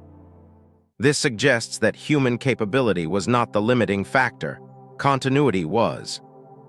When continuity holds, knowledge accumulates. When it breaks, knowledge fragments. Understanding this reframes the lost chapter yet again, not as a single erased golden age, but as a series of interrupted stories, each region writing its own version. Some chapters preserved, others torn out by floods, ice, fire, or time. Science is only beginning to integrate this perspective fully. It requires collaboration between archaeology, climatology, genetics, and anthropology. It requires accepting uncertainty. It requires resisting the urge to force a clean narrative where none exists. But it also opens new avenues of understanding. If catastrophes reset humanity repeatedly, then traces of earlier complexity may survive only in indirect ways. In myths, in stone alignments that outlast their creators, in inexplicable gaps in the record. And it suggests that what we see as the dawn of civilization may not be the first dawn, but the most recent one to survive long enough to be remembered. Long before anyone carved calendars into stone or measured years with numbers, humans told stories.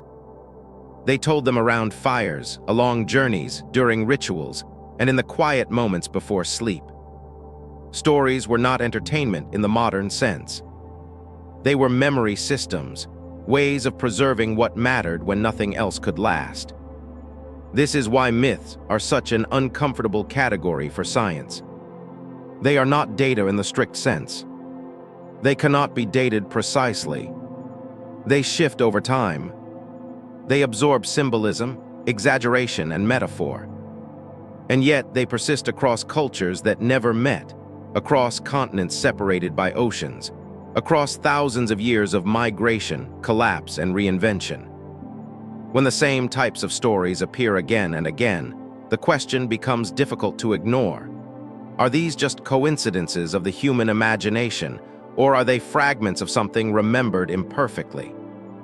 One of the most widespread examples is the flood story. Nearly every major culture has one. A great deluge, rising waters, a world destroyed or cleansed. A small group survives, often warned in advance, often guided by some form of knowledge or foresight. After the waters recede, humanity begins again. The version most familiar in the modern West appears in the Epic of Gilgamesh, written on clay tablets more than 4,000 years ago. In it, the hero Utnapishtim is warned of an impending flood, builds a vessel, saves animals and people, and survives a catastrophe sent by the gods. The similarities to later flood narratives are unmistakable. But the Gilgamesh story was not the first. It was already ancient when it was written down. Flood myths appear in ancient India, China, indigenous Australia, the Americas, Africa, and Europe. The details differ, but the structure is strikingly consistent. Water overwhelms the land, society collapses, survival depends on foresight, mobility, or retreat to high ground. The world afterward is changed. Science does not treat these stories as literal records, of a single global flood. There is no evidence for that. But science does acknowledge something else. At the end of the last ice age, sea levels rose dramatically. In some regions, coastlines moved inland by tens or even hundreds of km. Low-lying plains vanished beneath the ocean. For people living along those coasts, this would have felt like the world ending. Settlements drowned. Familiar landmarks disappeared. Migration became unavoidable. Generations later, the memory of those events would survive not as maps or measurements, but as stories shaped by emotion rather than precision. Over time, separate flood events in different regions could converge into similar narrative forms. Not because they describe the same event, but because humans respond to catastrophe in similar ways. This is where myth starts to look less like fantasy and more like distorted memory. Another recurring theme is the idea of an earlier age, often described as greater, purer, or more ordered than the present.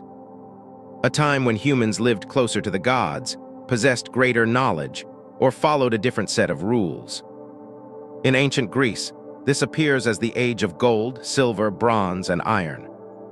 Each age represents a decline from the previous one. In Mesoamerican traditions, worlds are created and destroyed repeatedly, each with its own humanity. In Hindu cosmology, vast cycles of creation and destruction unfold over immense spans of time. These stories are not histories in the modern sense. They are frameworks, ways of understanding impermanence. But they also raise a subtle question: why is loss such a central theme? Why do so many cultures imagine the past as fuller, richer, or more complete than the present? One explanation is psychological. Humans tend to idealize the past, especially when facing uncertainty. Another is moral. Myths often use declines to explain suffering or enforce social values. But there may be a third layer. If human societies experienced repeated collapses, periods when complexity was lost and later rebuilt, the idea of a better before would not be purely symbolic. It would be experiential. Memory, even fragmented, would carry a sense that something valuable was gone. Consider also the recurring motif of teachers or bringers of knowledge. In many myths, knowledge does not emerge gradually from within society. It arrives, often from figures described as outsiders, survivors, or beings connected to the sky or sea. These figures teach agriculture, astronomy, law, or craft, then disappear. In Mesoamerica, Quetzalcoatl is a civilizing figure associated with knowledge and renewal. In the Andes, Viracocha emerges after a great flood to reorganize the world. In ancient Egypt, Thoth is associated with writing, measurement, and cosmic order. It is tempting to interpret these figures as gods or allegories, and they are. But they may also represent something more grounded: survivors of earlier disruptions, groups who carried fragments of knowledge into new regions, individuals whose skills were rare enough to feel supernatural. When knowledge is scarce, expertise looks like magic. If a small group preserved astronomical or agricultural understanding after a collapse, their influence on a recovering population would be profound. Over generations, memory of their origins would blur. Stories would replace biographies. Symbolism would replace circumstance. The teacher becomes divine.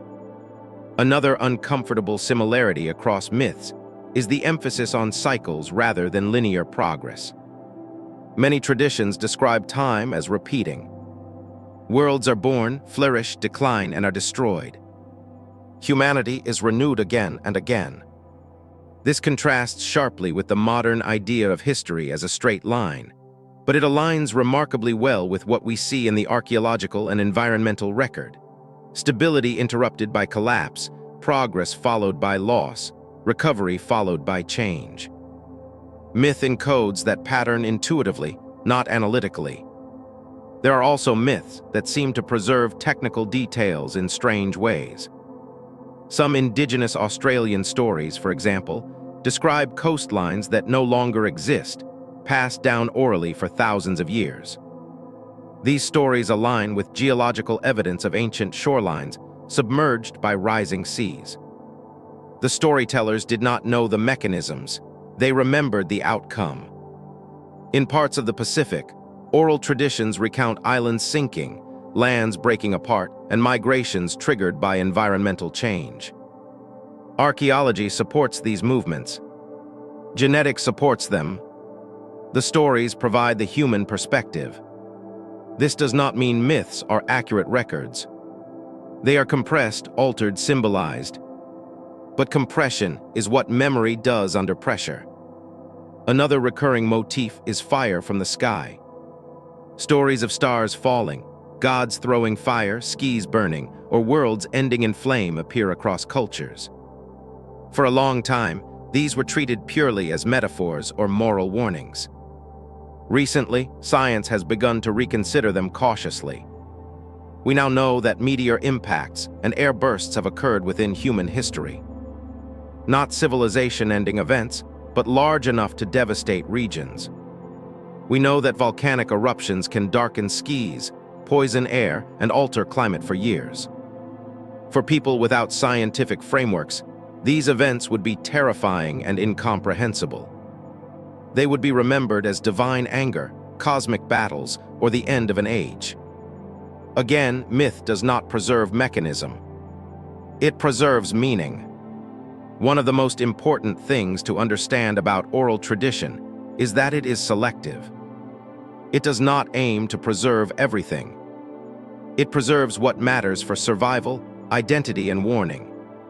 Flood stories warn about water. Fire stories warn about the sky.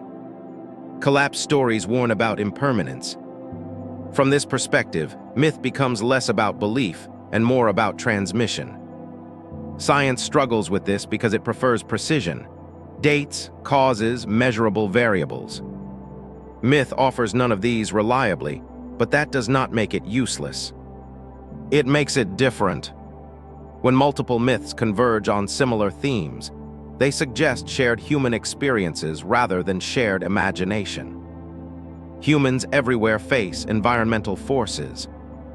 They respond emotionally and socially in similar ways. They remember what threatens them most. The uncomfortable part is this.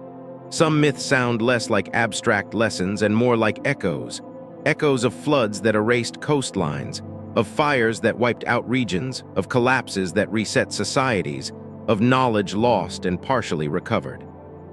This does not mean myths prove the existence of a lost global civilization. That idea oversimplifies and sensationalizes what is far more complex. What myths may point to is fragmentation, many local histories, many resets, many beginnings. Science does not dismiss this outright. Anthropologists and archaeologists increasingly treat oral traditions as complementary evidence, not as confirmation, but as context, as clues about what to look for and where. In some cases, myths have guided archaeological discovery. Locations described in stories have led to submerged sites. Seasonal rituals have aligned with astronomical features later, confirmed scientifically. This does not mean every myth hides a literal truth, but it does mean memory can survive in unexpected forms. When written records are absent or destroyed, stories become archives. They are messy archives, biased, emotional, but resilient. And resilience matters. If humanity experienced repeated resets, then myths may be one of the few threads connecting us to earlier worlds. Not intact threads, but frayed ones, enough to hint that what we call the beginning may not have been the first attempt. This realization does not undermine science. It deepens it. Science seeks patterns. Myth preserves patterns of experience. When both point in similar directions cautiously, tentatively, it becomes worth paying attention. As we move forward, the question shifts again. If memory survives collapse through stories, what does not survive at all? What disappears so completely that we do not even remember forgetting it? Between what we can date and what we can describe, there are long stretches where almost nothing speaks back to us. No monuments, no carvings, no stories clearly tied to place. Just layers of ice, ash, sediment, and silence. These are the intervals that rarely make it into popular history because they feel empty, but they may be the most important parts of all. History often focuses on presence, who lived where, what they built, what they left behind. The silent gaps force us to confront absence instead, periods where humans were certainly alive somewhere on Earth, but where their traces were erased so thoroughly that we struggle even to imagine what was lost. These gaps tend to appear between extremes, between ice and fire, between glaciations and warming, between floods and droughts, between stability and catastrophe. From a human perspective, they feel like nothing happened. From a planetary perspective, everything was happening at once. Take ice ages, for example. They're often described as long, slow freezes. In reality, they were dynamic systems marked by rapid fluctuations. Glaciers advanced and retreated. Meltwater flooded plains. Wind patterns shifted. Entire ecosystems migrated hundreds of kilometers in response to temperature changes that, in some cases, occurred within a human lifetime. For people living through these transitions, survival required constant adjustment. Camps could not remain permanent. Migration routes had to change. Knowledge tied to specific landscapes became obsolete when those landscapes vanished beneath ice or water. Now consider what that means for preservation. Ice is brutal to evidence. As glaciers move, they grind rock to powder. They scrape surfaces clean. They destroy structures, crush tools, and scatter bones. When the ice retreats, it leaves behind landscapes that look ancient and untouched, even if people once lived there for thousands of years. If early humans occupied regions later covered by ice sheets, their presence would be almost completely erased, not hidden, destroyed. The same is true of fire, though in a different way. Volcanic eruptions can bury entire regions under meters of ash. Forests burn. Organic material vanishes. Even stone structures can be cracked, buried, or destabilized. Ash layers can preserve moments like Pompeii, but more often they sterilize landscapes so completely that life must start again from scratch. Between ice and fire, there are oceans. As the last ice age ended, sea levels rose by more than 120 m. This did not happen overnight, but it was fast enough to overwhelm human adaptation in many coastal areas. Low-lying plains disappeared. River deltas flooded. Islands shrank or vanished entirely. These were not marginal zones. Coastlines are among the richest environments on Earth. They support fishing, gathering, trade, and travel. Early humans almost certainly favored them. And yet, most of those early coastlines are now underwater. This creates a profound bias in the archaeological record. Inland sites survive disproportionately well. Coastal societies, no matter how complex, are underrepresented or missing entirely. Their tools, shelters, and ritual spaces lie beneath oceans, often inaccessible and unexplored. What we see, then, is not a full picture of early humanity. It is a distorted cross-section shaped by geology. The silent gaps are not empty because nothing happened. They're empty because preservation failed. This becomes especially important when we consider timing. Some of the most puzzling jumps in human history occur immediately after major environmental transitions, periods where populations seem to reappear suddenly with new technologies, social structures, or knowledge, as if emerging from nowhere. One interpretation is rapid innovation. Another is migration. A third, quieter possibility is continuity hidden by erasure. If a population survived a catastrophic event by retreating to refuges, higher ground, or more stable regions, their knowledge would survive with them. When conditions improved, they could expand again. To later observers, it would look like a sudden appearance. The silent gap masks the transition. Genetic evidence supports this idea in subtle ways. Certain lineages show signs of contraction followed by expansion. Populations bottleneck, then spread. The archaeological record often captures the spread, not the contraction. That contraction phase is where silence lives. Consider also deserts. Deserts are not static. Regions that are arid today were once fertile. The Sahara, now one of the harshest environments on Earth, was green and wet multiple times in the past. Lakes dotted the landscape, rivers flowed, human populations thrived. Then the climate shifted, rain patterns changed, vegetation died, lakes dried up, people migrated. Deserts preserve some things well, but they also erase context. Wind erodes surfaces. Sand bureries and reburi sites. Organic material disappears. What remains are fragments, isolated and difficult to interpret. The result is another gap. Add to this earthquakes, landslides, river earth changes, and soil acidity, and the cumulative effect becomes overwhelming. The Earth is not a neutral archive. It is an active editor. Science works within these constraints. It extrapolates carefully. It uses multiple lines of evidence, but it cannot recover what no longer exists. This is where the lost chapter becomes more than a metaphor. It becomes a recognition of limits. We're reconstructing history from what survived, not from what was most important. That distinction matters. The silent gaps likely correspond to periods of intense human experience: migration, adaptation, loss, reinvention. These are not trivial moments.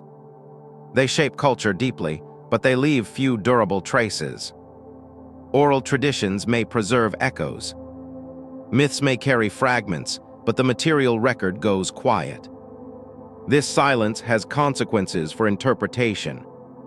When we see a new culture appear after a gap, we often describe it as an origin, the beginning of farming, the rise of a new people, the dawn of a civilization. In reality, it may be a reconfiguration, a continuation under new conditions.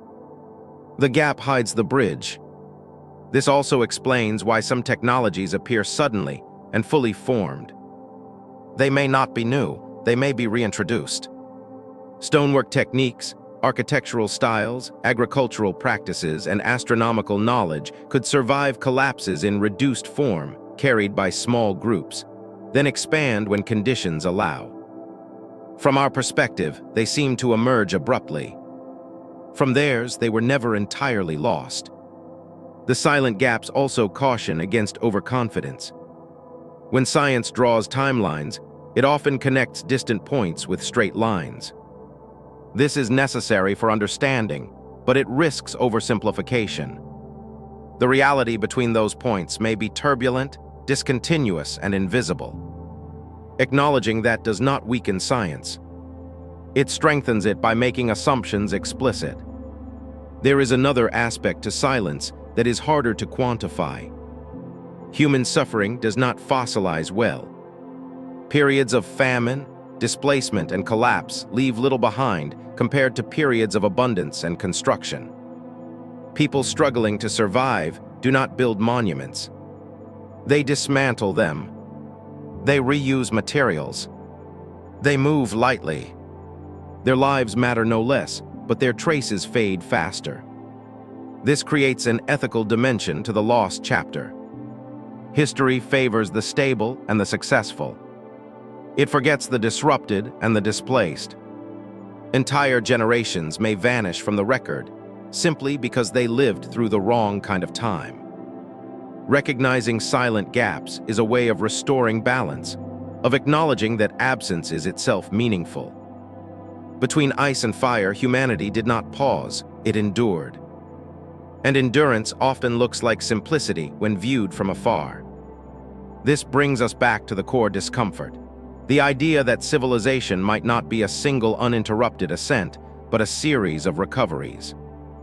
If that is true, Then what we call prehistory may include multiple phases of organization, knowledge, and complexity that rose and fell without leaving clear markers, not lost because they were insignificant, but because the Earth erased them. As research pushes into underwater archaeology, high-resolution climate modeling, and ancient DNA analysis, some of these silent gaps may begin to speak faintly. Coastlines will be mapped, submerged landscapes explored, migration patterns refined. But much will remain unknowable, and that is not a failure. It is a boundary. The silent gaps remind us that human history is inseparable from planetary history, that culture exists within climate, that memory depends on stability, that progress is conditional. They also prepare us for the next realization. Because when silence ends, it does not always end gently. Sometimes it ends with artifacts that should not exist, objects that appear isolated, out of context, and difficult to explain within the known flow of history. Items that feel like messages washed ashore after a long, destructive storm. And those items force science to ask a final kind of uncomfortable question, not about memory or catastrophe, but about presence. Who was here when no one was supposed to be at all? Maps are strange objects. They pretend to be practical, but they always reveal more than they intend. A map is not just a record of where things are. It is a record of what someone thought mattered, what they believed could be known, and what they assumed about the world beyond their immediate reach. Every map carries the fingerprints of its time. That is why certain ancient maps are so unsettling, not because they are accurate in a modern sense, but because they appear to know things they should not. Coastlines drawn with confidence before those coasts were supposedly explored. Land forms hinted at beneath ice. Proportions that seem wrong for guesswork, yet too consistent to be dismissed as imagination. For most of history, maps were understood as symbolic. Medieval maps placed Jerusalem at the center of the world. Dragons filled unknown seas. Paradise sat somewhere conveniently off to the edge. Accuracy was not the point, meaning was. But some maps do not behave that way. They are not decorative. They are not theological diagrams. They are technical documents concerned with coastlines, distances, angles, and orientation, and they appear too early. One of the most discussed examples is the Pier Race map, drawn by an Ottoman admiral and seaographer in the early 16th century. On its own, the map is not extraordinary. It depicts parts of Europe, Africa, and South America, roughly consistent with what was known at the time. What raises eyebrows is the southern portion. The coastline shown bears a resemblance, not perfect but suggestive, to the coast of Antarctica. This would be unremarkable if Antarctica had been discovered. It had not. Officially, it would remain unknown to Europeans for another 3 centuries. Defenders of conventional explanations argue that the map simply extends South America too far south, distorted by projection errors. That explanation is reasonable, but it does not address everything. The map's annotations, written by Pier Race himself, state that he compiled it from much older sources, some from Arabic maps, some from Portuguese charts, and some, intriguingly, from maps from the time of Alexander. Whether that claim is rhetorical, misunderstood, or literal is impossible to know. But it opens an uncomfortable possibility. That seaographic knowledge circulated, was copied, fragmented, and reassembled over long periods, losing context but retaining structure. The Pires map is not alone. Another case often cited is the Artius Fius map. This map depicts a southern continent labeled Terra, Austral, rivers and coastlines. Again, Antarctica was unknown. Yet the shape bears similarities to the continent beneath its ice cover, particularly in the placement of major features. Skeptics point out that Terra Australis was a theoretical land mass long believed necessary to balance the continents of the northern hemisphere. Seagraphers often drew it imaginatively. That is true, but imagination usually lacks consistency. Fies's map shows internal detail, not just a vague outline. Then there is the issue of ice. Antarctica has been covered by ice for millions of years. No human civilization could have mapped its coastline directly in an ice-free state. This fact is often used to dismiss any suggestion that ancient maps depict Antarctica accurately. But the question is not whether someone stood on an ice-free Antarctic shore with surveying tools. The question is how certain shapes and proportions ended up on maps centuries before exploration. One possibility is coincidence combined with selective interpretation. Humans are excellent at seeing patterns where none exist. When a coastline roughly matches another, we connect them mentally and ignore mismatches. Another possibility is projection distortion. Flattening a sphere onto parchment introduces errors that can make one region resemble another. These explanations account for some similarities, but not all, which is why the maps remain controversial, not conclusive. The more interesting angle is not Antarctica itself, but the transmission of knowledge. Maps do not have to be correct to be informative. They only need to preserve relationships. If ancient mariners mapped coastlines they encountered even partially, that information could be passed along, copied, merged, and altered over centuries. A map compiled in the 1500s might include fragments of knowledge accumulated over 1,000 years or more without the compiler understanding their origin. This is not speculation. We know this happened. Medieval scholars copied Roman texts. Roman scholars copied Greek ones. Errors accumulated, context vanished, but the core information persisted. Cetography works the same way. Early portal charts, for example, show remarkable accuracy along coastlines of the Mediterranean long before modern navigation tools. These charts were built from accumulated sailor experience, not from theoretical models. Knowledge passed hand to hand, port to port. If similar practices existed earlier, their products could survive in altered form. Another ancient map that unsettles historians is the Zeno map, which depicts islands in the North Atlantic that do not appear on modern maps. Some of these islands may be mythical. Others may correspond to landforms that existed during periods of lower sea level, now submerged. Again, nothing definitive, but enough to raise questions. Then there is the issue of longitude. Accurately determining longitude requires precise timekeeping, something generally believed to be impossible before the invention of reliable marine chronometers in the 18th century. Yet some early maps show east-west positioning that appear surprisingly accurate. The usual explanation is accumulated dead reckoning. Sailors estimated distances by speed and time, corrected over generations. This works to a degree, but it is prone to compounding error. The fact that some coastlines appear consistently proportioned suggests either exceptional skill or inherited reference frameworks. This does not mean ancient people had hidden technology. It means they may have had more experience navigating long distances than we assume. Which brings us back to the lost chapter. If early humans favored coastlines, traveled by water, and exchanged knowledge across wide regions, their navigational understanding could have been substantial. Boats leave little trace. Ports erode. Coastlines drown, but maps can survive, copied long after the places they depict are gone. There is also the question of what is missing from maps. Some ancient maps omit regions that should have been familiar if the seagrapher relied on contemporary exploration. Others include features no one claims to have seen at the time.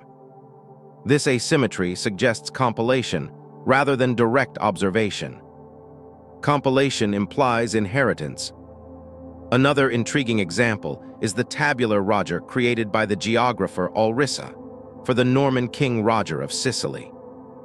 This map was based on extensive travel accounts and earlier sources. It remained one of the most accurate world maps for centuries. What stands out is its orientation and emphasis.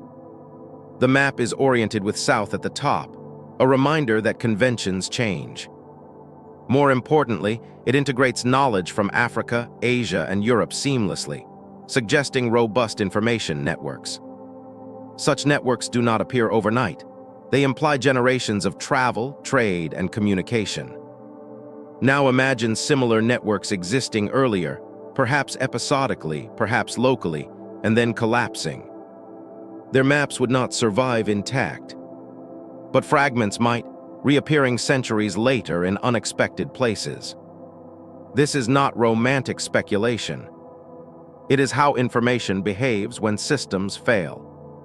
Knowledge degrades gracefully. It does not vanish instantly, it breaks into pieces. Ancient maps may represent those pieces. Science remains cautious here, and rightly so. Many claims about impossible maps are exaggerated. Some rely on poor reproductions or selective readings. Others ignore alternative explanations. But science also acknowledges uncertainty. The origin of certain stratigraphic details remains unresolved. The confidence with which some coastlines are drawn exceeds what we would expect from guesswork alone. The stated reliance on older sources cannot be dismissed entirely. The key point is not that ancient maps prove advanced lost civilizations. They do not.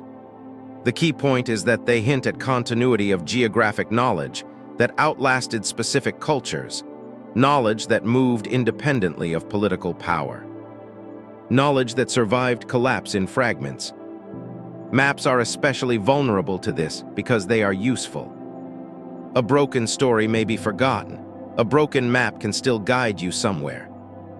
If humanity experienced repeated resets, as evidence increasingly suggests, the navigational knowledge would be among the most valuable things to preserve. How to find land, how to follow coasts, how to anticipate currents and winds. Such knowledge would spread, mutate, and persist. By the time it reaches a Renaissance cartographer, it may look mysterious, out of place, or anachronistic, not because it is impossible, but because its context is gone. This reframes the discomfort. Ancient maps that should not exist are not proof of forbidden knowledge. They're reminders of how fragile context is, how easily we lose the story behind the data. When we encounter a map that seems to know too much, the honest response is not to leap to conclusions, but to ask better questions. What sources did the seagrapher have access to? How old were those sources? What was copied faithfully and what was adapted? What information survived because it remained useful even when its origin was forgotten? These questions do not undermine science, they expand it. They also align with everything we have seen so far. Footprints that appear too early, tools that arrive ahead of schedule, cities that precede agriculture, monuments encoding knowledge without writing, myths preserving fragments of catastrophe, silent gaps erasing continuity. Ancient maps fit into this pattern naturally. They are artifacts of transmission, not invention. And transmission implies movement, people moving along coasts, along rivers, across seas, carrying stories, skills, and references that outlasted their settlements. At certain points in the historical record, something strange happens. A culture appears that does not seem to grow out of what came immediately before it. There are no obvious prototypes, no long trail of experimentation preserved in the ground, no gradual ramp-up that we can point to with confidence. Instead, there is a sudden presence, organized settlements, distinct art, established technologies, and social structures that look as though they have already been tested elsewhere. To historians and archaeologists, this is deeply uncomfortable. Science prefers continuity. Even when progress is uneven, it usually leaves behind stepping stones, earlier versions, failed attempts, transitional phases. When those are missing, the instinct is to assume they must exist somewhere, undiscovered, misdated, or misunderstood. And often that instinct is correct. But not always. There are civilizations that enter the archaeological record with such confidence and coherence that, even after decades of research, their origins remain frustratingly opaque, not mysterious in a sensational sense, but incomplete in a structural one. We can describe what they were. We can document what they built. We can trace how they declined. What we struggle to do is explain how they got there. One of the most frequently cited examples is the civilization of ancient Sumer. Located in southern Mesopotamia between the Tigris and Euphrates rivers, Sumer is often described as the first civilization. It appears in the archaeological record around the late 4th millennium BCE with cities, writing, complex religion, advanced irrigation, and administrative systems already in place. That description alone should raise questions. Writing does not emerge overnight. Urban planning does not emerge overnight. Legal codes, accounting systems, standardized measurements, monumental architecture, and layered religious cosmologies do not simply materialize without a long period of development. And yet, the earlier Sumerian cities show all of these features in recognizable form. There were earlier cultures in Mesopotamia. The Ubaid culture, for example, preceded Sumer and shows signs of increasing complexity. But the jump from Ubaid settlements to full Sumerian urban life is steep. The scale, speed, and coordination involved are difficult to reconcile with a simple linear progression. The Sumerians themselves claimed their civilization was bestowed by gods. Kingship descended from heaven. Knowledge was revealed, not invented. From a modern perspective, this is mythology. But from an anthropological one, it may reflect something else, a recognition that their system did not feel locally derived. Another case appears on the other side of the world in the Indus Valley. The Indus Valley civilization, centered around cities like Harappa and Mohenjo-daro, emerges around 2600 BCE with remarkable sophistication. Its cities are laid out on grids. The streets are straight. Drainage systems are advanced. Bricks are standardized. Urban planning is consistent across vast distances. And yet, the ancestors of this civilization remain elusive. There are earlier cultures in the region, but none that clearly explain the sudden emergence of such uniformity and organization. The indescript remains undeciphered, which further complicates matters. Without written records, the internal story of development is silent. What makes the Indus Valley particularly striking is what it lacks. There are no obvious palaces, no large temples, no monumental tombs, no clear evidence of kings or centralized authority. And yet the cities functioned smoothly. Sanitation systems were maintained. Trade networks extended far beyond the region. This suggests a social system that worked very well but left little ideological noise behind. No grand propaganda carved into stone, no rulers insisting on eternal remembrance. When such a civilization disappears, as the Indus Valley did, it leaves behind infrastructure without explanation, order without narrative, presence without ancestry. In South America, a similar pattern appears with the Nortach Chico civilization, also known as Carol Soup. Located along the arid coast of modern Peru, this civilization dates back to around 3000 BCE, making it contemporaneous with early Egypt and Mesopotamia. It features large platform mounds, sunken plazas, and planned settlements. Agriculture was present, but protein came largely from fishing. There is no evidence of pottery, writing, or warfare. Again, the problem is not that this civilization existed. It clearly did. The problem is that it appears fully organized, without obvious precursors, showing the gradual development of its architectural and social systems. Nishiko does not look like a rough experiment. It looks like a mature solution to living in a challenging environment. And then there is ancient Egypt. Egyptian civilization does have predecessors, but the speed with which it coalesces into a unified state is striking. Within a relatively short period, Egypt develops monumental stone architecture, a complex religious system, advanced mathematics, medicine, and writing. The earliest pyramids appear not as crude prototypes, but as ambitious projects that already assume deep knowledge of stonework, surveying, and logistics. There are earlier masterbars and experiments, yes, but the leap remains significant. The Egyptians themselves spoke of a time before dynasties, a mythical era when gods ruled directly. Again, mythology does not equal history, but it reflects an awareness of discontinuity. China presents its own version of this pattern. Early Chinese civilization emerges with sophisticated bronze casting, ritual systems, and writing during the Shang dynasty. The level of metallurgical expertise required is immense. Bronze casting at this scale requires resource coordination, standardized processes, and skilled specialists. Yet the path leading up to this mastery remains partially obscured. Earlier cultures existed, but the emergence of such complex bronze technology appears rapid. In each of these cases, the issue is not that archaeologists have found nothing. It is that what they have found does not fully explain the outcome. Civilizations with no clear ancestors are not evidence of outsiders or lost super technologies.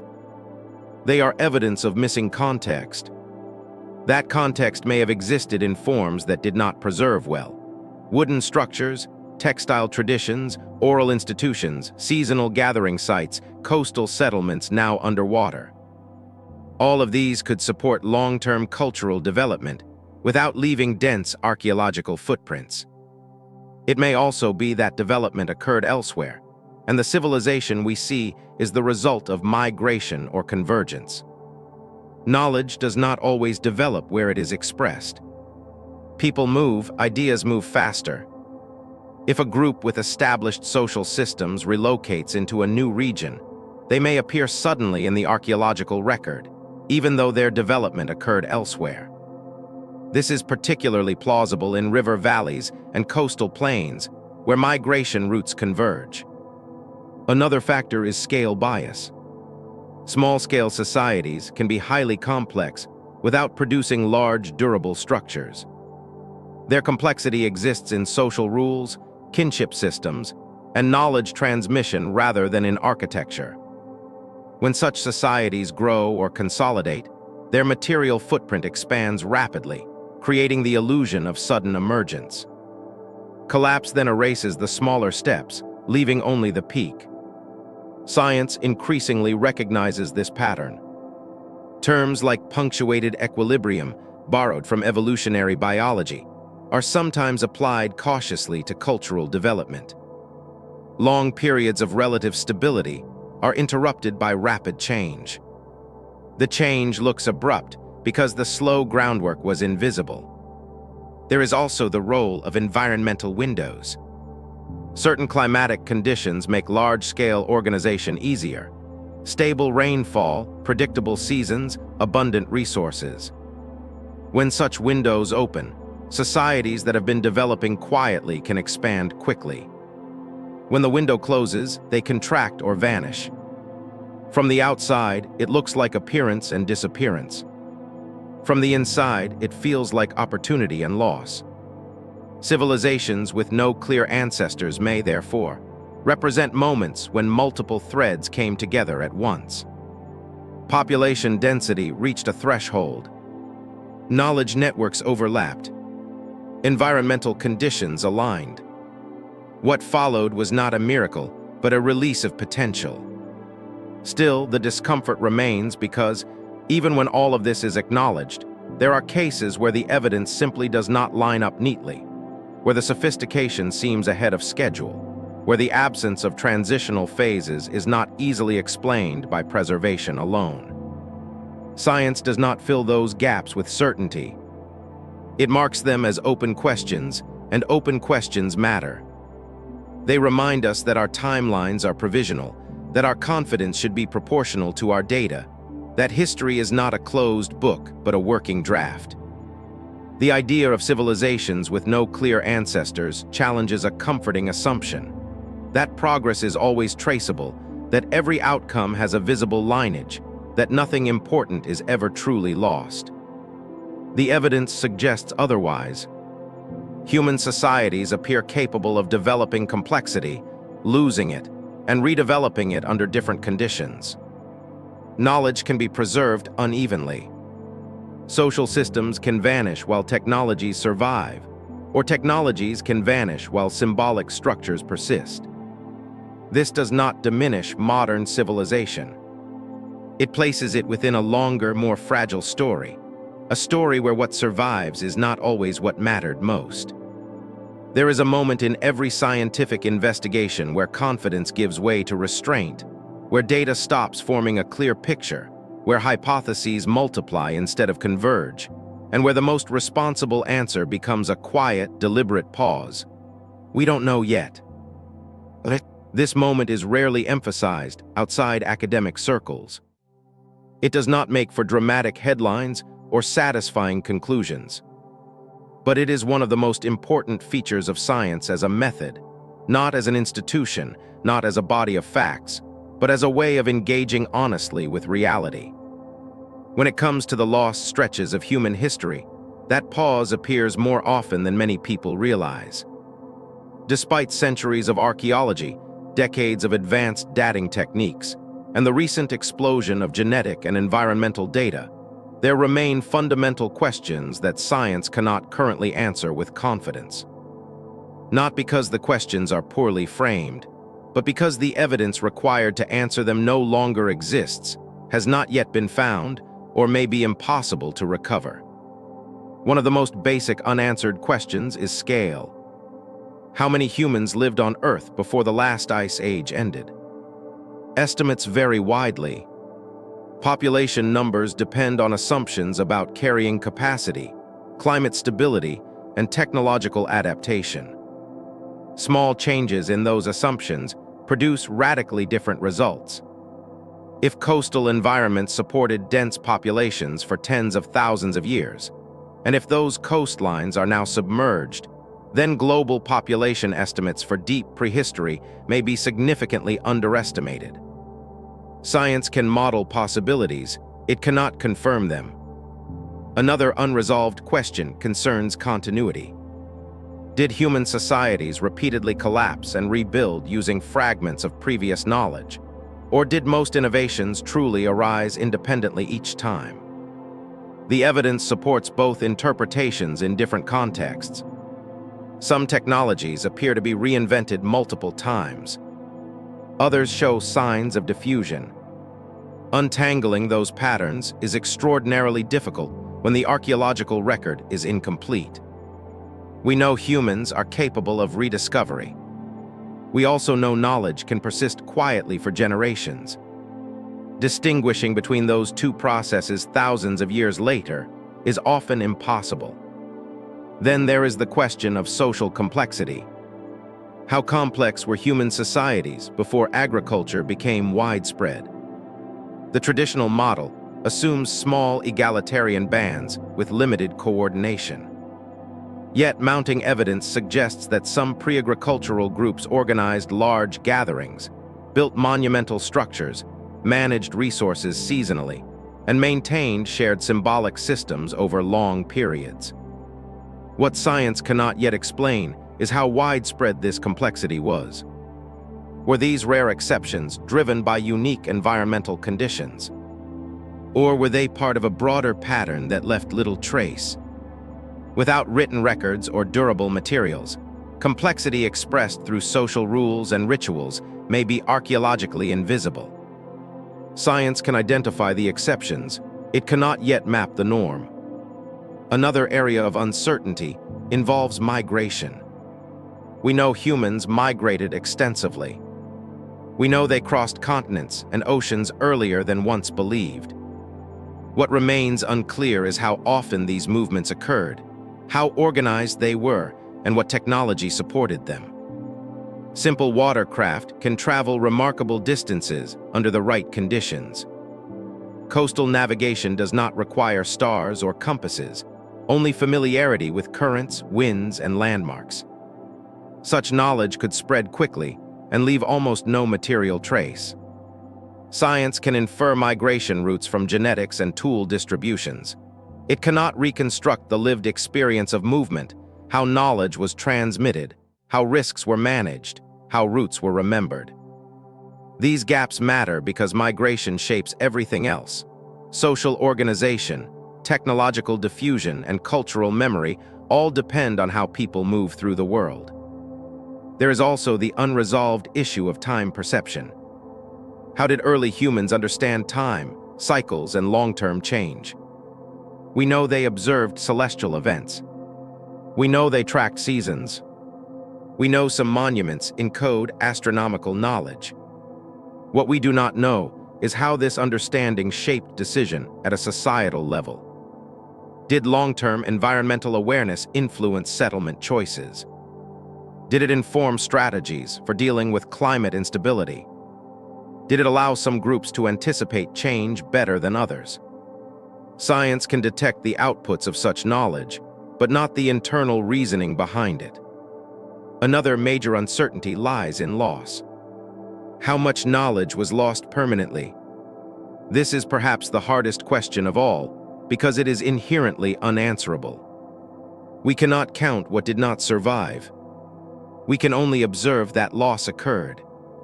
We know languages vanish without trace. We know skills disappear when conditions change.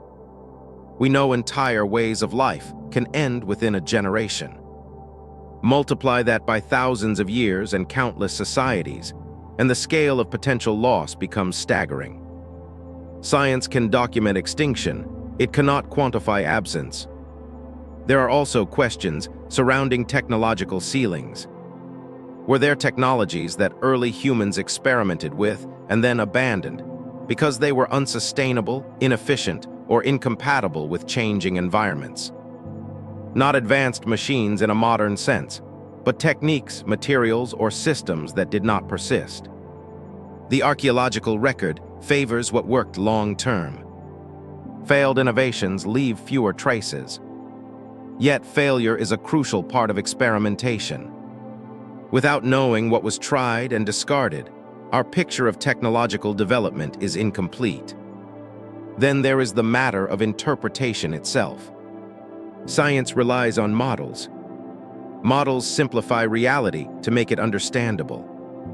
When evidence fits poorly, models are adjusted. But models also shape what questions are asked and what evidence is considered relevant. For decades, the assumption that agriculture preceded social complexity guided interpretation. Evidence was filtered through that expectation. Only recently has the model begun to loosen. Science now admits that earlier frameworks may have obscured important patterns. That admission does not invalidate past research. It highlights the evolving nature of understanding. There are also methodological limits. Radiocarbon dating, while powerful, has margins of error. Contamination can skew results. Calibration curves change as new data emerges. Dating organic material associated with stone structures often relies on indirect association, which introduces uncertainty. Genetic data offers incredible insight, but it too has limits. It reflects surviving lineages, not extinct ones. Cultural practices do not map neatly onto genetic markers. Population replacement can erase genetic continuity even when cultural influence persists, or vice versa. Environmental reconstructions rely on proxies, pollen, isotopes, sediment layers. These are interpretations, not direct observations. Science is transparent about these limits, but they are often overlooked outside specialist discussions. Perhaps the most profound uncertainty concerns meaning. Why did early humans build what they built? Why did they organize space the way they did? Why did certain symbols recur while others vanished? Science can identify patterns. It cannot fully access intention. This is not a failure of rigor. It is a boundary between material evidence and lived experience. When science admits it cannot explain something yet, it does not imply that explanation will never come. But it does imply humility. And humility is essential when dealing with deep time. The lost chapter of human history is not lost because it is forbidden or hidden. It is lost because the conditions that preserve stories are rare, because catastrophe erases context, because human societies do not always leave durable signatures, because the Earth is an active participant in forgetting. Science acknowledges this. It acknowledges that our current narrative is provisional, that new discoveries regularly force revision, that certainty decreases as we move deeper into the past. This acknowledgement is not weakness, it is strength. It allows room for multiple hypotheses without committing prematurely. It resists sensational conclusions while remaining open to surprise. It recognizes that not knowing is sometimes the most accurate position available. And it reframes curiosity. Instead of asking, "What did we miss?" science increasingly asks, "What conditions would produce what we see?" Instead of searching for singular explanations, it explores systems and interactions between climate, geography, culture, and time. This approach does not promise neat answers, it promises better questions. Those questions lead naturally to reflection. Why are some gaps so hard to see? Why do certain ideas feel threatening? Why is the notion of forgotten complexity uncomfortable? Part of the answer lies not in the past, but in the present. Modern societies rely heavily on the assumption of progress, that we are smarter, more capable, and more informed than those who came before, that our trajectory is upward. Acknowledging deep uncertainty challenges that assumption. It suggests that intelligence and ingenuity are not new, that vulnerability is constant, that collapse is possible. Science does not shy away from this implication, but it also does not dramatize it. It simply notes that history is not a straight line. Sometimes the hardest things to notice are not hidden. They're right in front of us, blended so thoroughly into what we expect to see that they become effectively invisible. This is one of the quiet paradoxes of human perception. We are remarkably good at finding what we're looking for, and equally good at overlooking what does not fit the shape of our expectations. When it comes to the lost stretches of human history, this matters more than we often admit. The difficulty is not simply that evidence is scarce or fragmentary, though it often is. The deeper challenge is that our frameworks for understanding the past were built under assumptions that feel natural, logical, and almost self-evident. Those assumptions influence what questions we ask, what answers we consider plausible, and which anomalies we treat as noise rather than signal. In other words, this chapter may be hard to see, not because it is deliberately obscured, but because we were not trained to look for it in the first place. Modern historical thinking developed alongside modern institutions. Universities, archives, museums, and disciplines all emerged within societies that valued written records, permanent architecture, and linear progress. It makes sense, then, that history came to be defined by texts, monuments, and dates that could be arranged neatly along a timeline. Prehistory, by contrast, was long treated as a prelude, a vague background hum before the real story began, something to summarize rather than explore in depth. That framing still echoes today. When people imagine ancient complexity, they picture cities, writing, and states. Anything that does not resemble those features feels incomplete or primitive by default. But this is a cultural bias, not a biological one.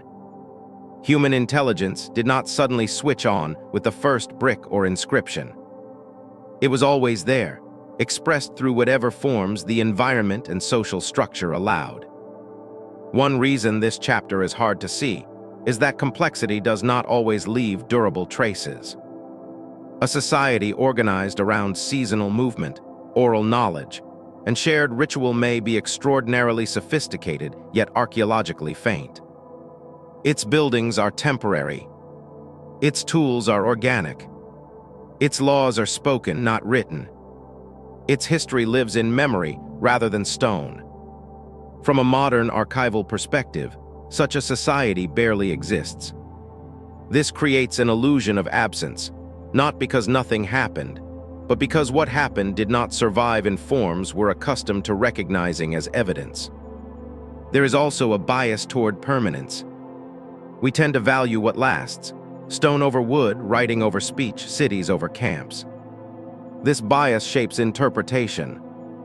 When archaeologists uncover monumental remains, they receive attention.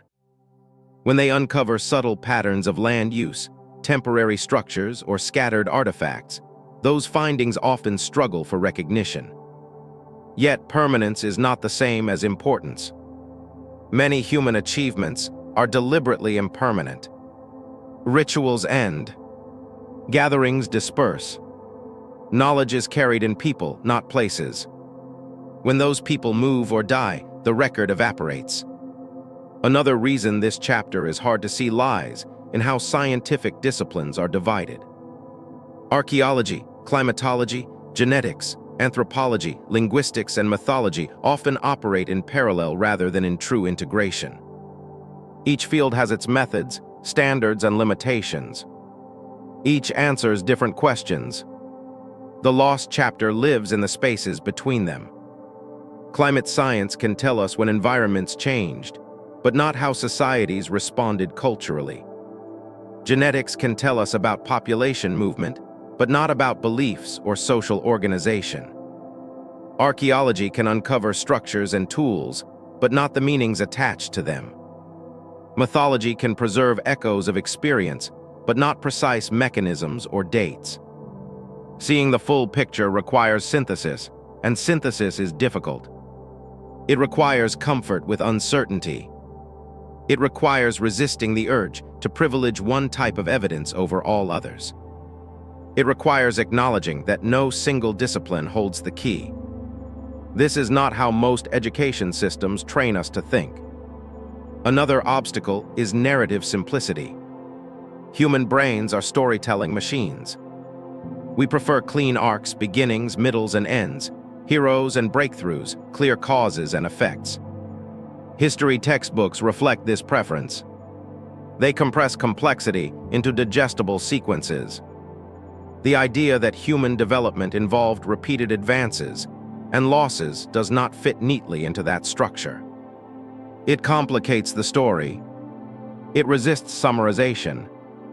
As a result, it often gets smoothed over. We say agriculture began here, rather than agriculture emerged, retreated, re-emerged, and spread unevenly over thousands of years. We say cities arose, rather than dense settlements formed, collapsed, reformed, and took different shapes depending on conditions. These simplifications are not lies, they are tools. But tools can obscure as much as they reveal.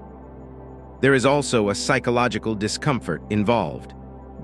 Acknowledging that complex societies may have existed and vanished before recorded history challenges a subtle but powerful belief that we are the inheritors of an unbroken chain of progress, that knowledge accumulates reliably, that collapse is an anomaly rather than a recurring feature. This belief underpins much of modern confidence. Letting go of it does not mean embracing pessimism, but it does require accepting vulnerability. It requires recognizing that intelligence does not guarantee stability, that knowledge can be lost, that civilization is not an end point but a condition that must be continuously maintained. This is not an easy realization. It is far more comforting to believe that we are smarter because we are later, that our ancestors were less capable because they came before. That time itself confers improvement. The evidence does not support that comfort. Another reason this chapter remains difficult to see is that it does not announce itself loudly. There is no single artifact, no definitive site, no dramatic discovery that forces immediate revision of the entire narrative. Instead, there are many small tensions, dates that don't quite align, structures that seem too early, tools that appear ahead of schedule, myths that echo across cultures. Each one can be explained individually. Each one can be contextualized. It is only when viewed together that a pattern emerges. Patterns are harder to defend than objects. They require interpretation. They invite debate. They resist certainty. As a result, they move slowly through academic consensus. This is not a flaw, it is a safeguard. Science advances carefully because history is littered with confident theories that later proved wrong. Skepticism protects against error. But skepticism can also delay recognition when evidence accumulates incrementally rather than explosively. There is also the problem of scale mismatch.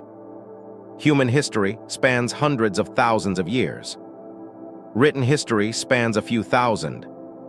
Modern scientific inquiry spans a few centuries. Our intellectual tools evolved to handle short time scales well.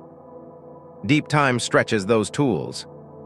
It becomes difficult to intuitively grasp processes that unfold over millennia, punctuated by sudden events that reset local conditions.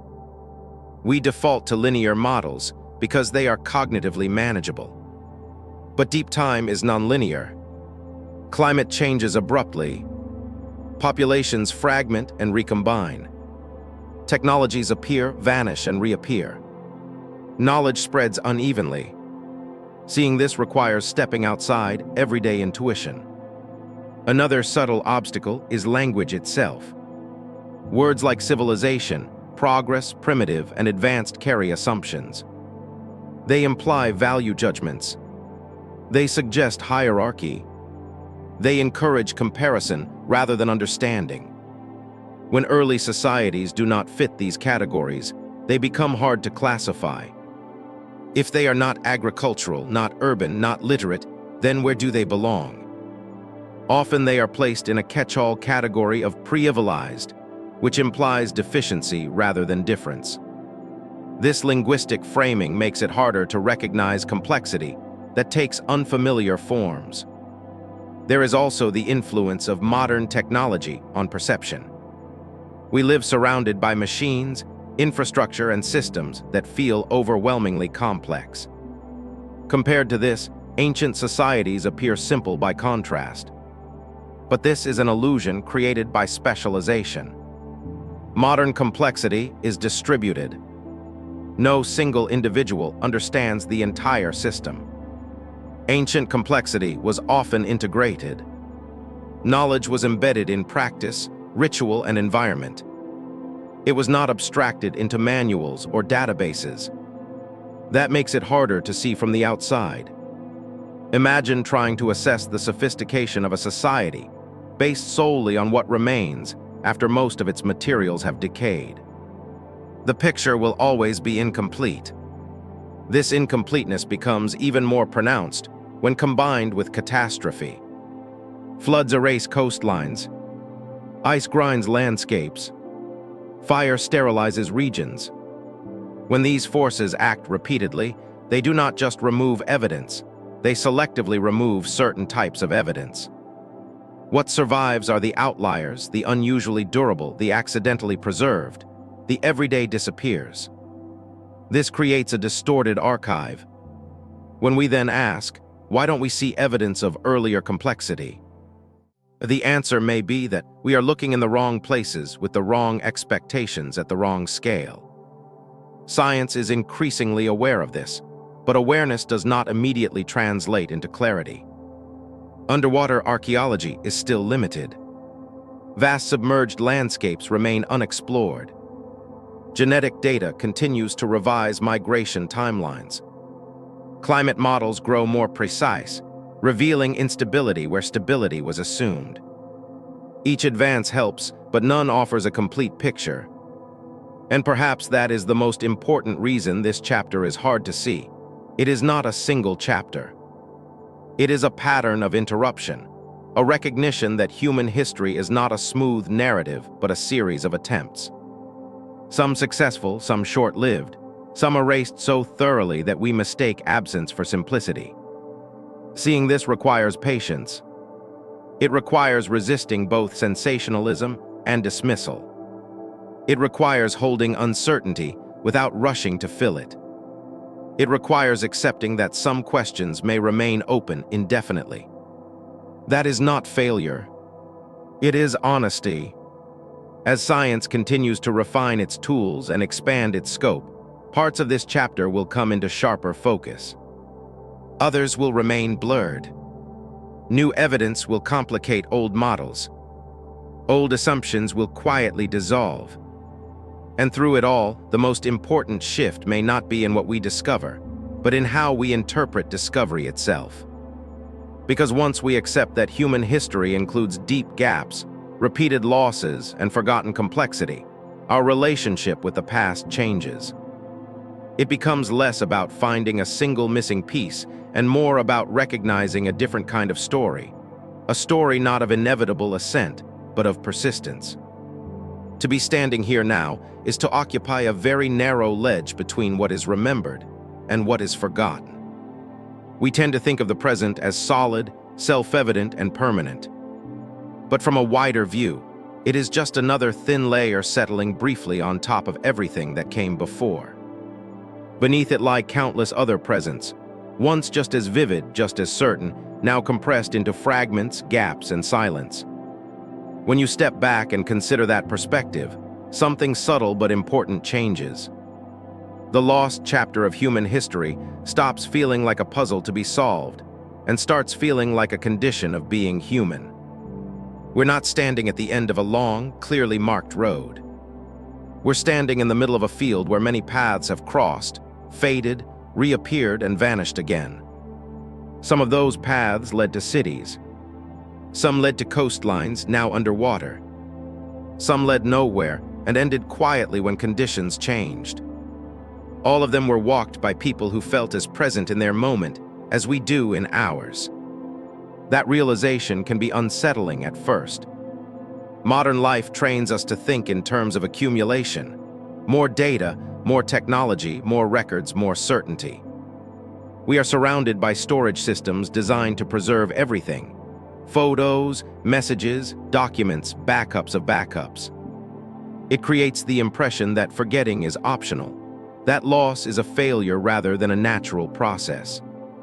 Human history does not support that impression. Most of what mattered to most people who ever lived is gone. Not hidden, not waiting to be rediscovered. Simply gone. Their voices, routines, decisions, fears, and hopes dissolved when the conditions that sustain them dissolve, too. Standing here now means accepting that this will also be true of us. That does not make the present meaningless, it makes it fragile. Fragility changes how responsibility feels. If knowledge can be lost, then preservation becomes an active choice rather than a passive assumption. If societies can collapse quietly, then stability becomes something to tend, not something to expect. If progress is reversible, then humility becomes as important as confidence. One of the most striking lessons of the lost chapter is that intelligence alone does not guarantee continuity. Early humans were observant, adaptive, and capable. They tracked the sky. They navigated coastlines. They organized large groups. They encoded knowledge in stone, ritual, and story. And still, much of that knowledge vanished, not because it was wrong, but because the systems that carried it broke. Standing here now means recognizing that our own systems are not exempt from that vulnerability. They're larger, faster, and more interconnected, but also more dependent on conditions remaining within certain bounds. Climate stability, resource availability, social trust, communication networks. When those conditions strain, complexity becomes harder to maintain. This is not a prediction. It is an observation grounded in history. Another implication of standing here now is that the past is not finished with us, not in a mystical sense, but in a structural one. Our understanding of ourselves is built on narratives about where we came from. When those narratives shift, identity shifts with them.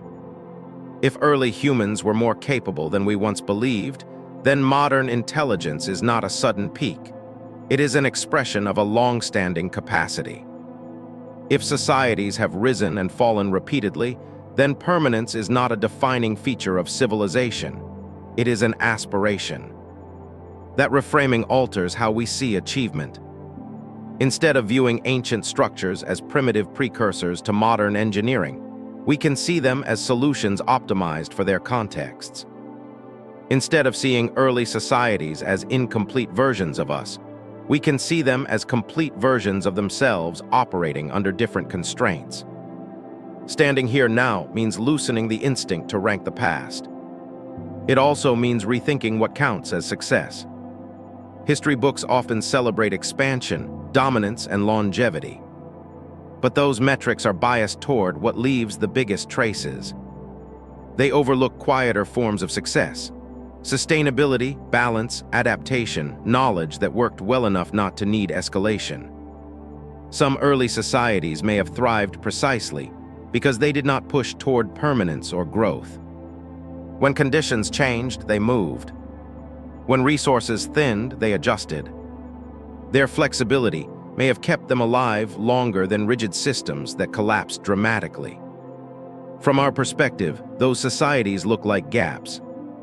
From theirs, they were lives fully lived. Standing here now invites a different kind of curiosity, not just about what was lost, but about what was chosen. What paths were taken deliberately? What forms of knowledge were prioritized because they mattered day to day, not because they would impress distant descendants? This matters because modern society often assumes that what lasts longest is what matters most. Stone over story, monument over memory, archive over experience. The Lost Chapter challenges that assumption. It suggests that much of what sustains human life does not fossilize well. Cooperation, empathy, practical wisdom, situational awareness, the ability to read landscapes, people, and change. These are skills passed through presence, not permanence. Standing here now means recognizing that our own era will be judged, if it is judged at all, through a similarly distorted lens. What survives will not be a fair representation of what mattered most to us. It will be what happened to endure. Another subtle implication concerns certainty. Modern knowledge systems often aim for closure. A problem is solved, a theory is confirmed, a timeline is finalized. But deep history resists closure. New evidence keeps reopening questions. Old assumptions keep softening. Standing here now means living with that openness. It means accepting that not knowing is not a temporary flaw, but a permanent feature of engaging with deep time. The farther back we look, the more interpretation outweighs documentation, the more humility becomes necessary.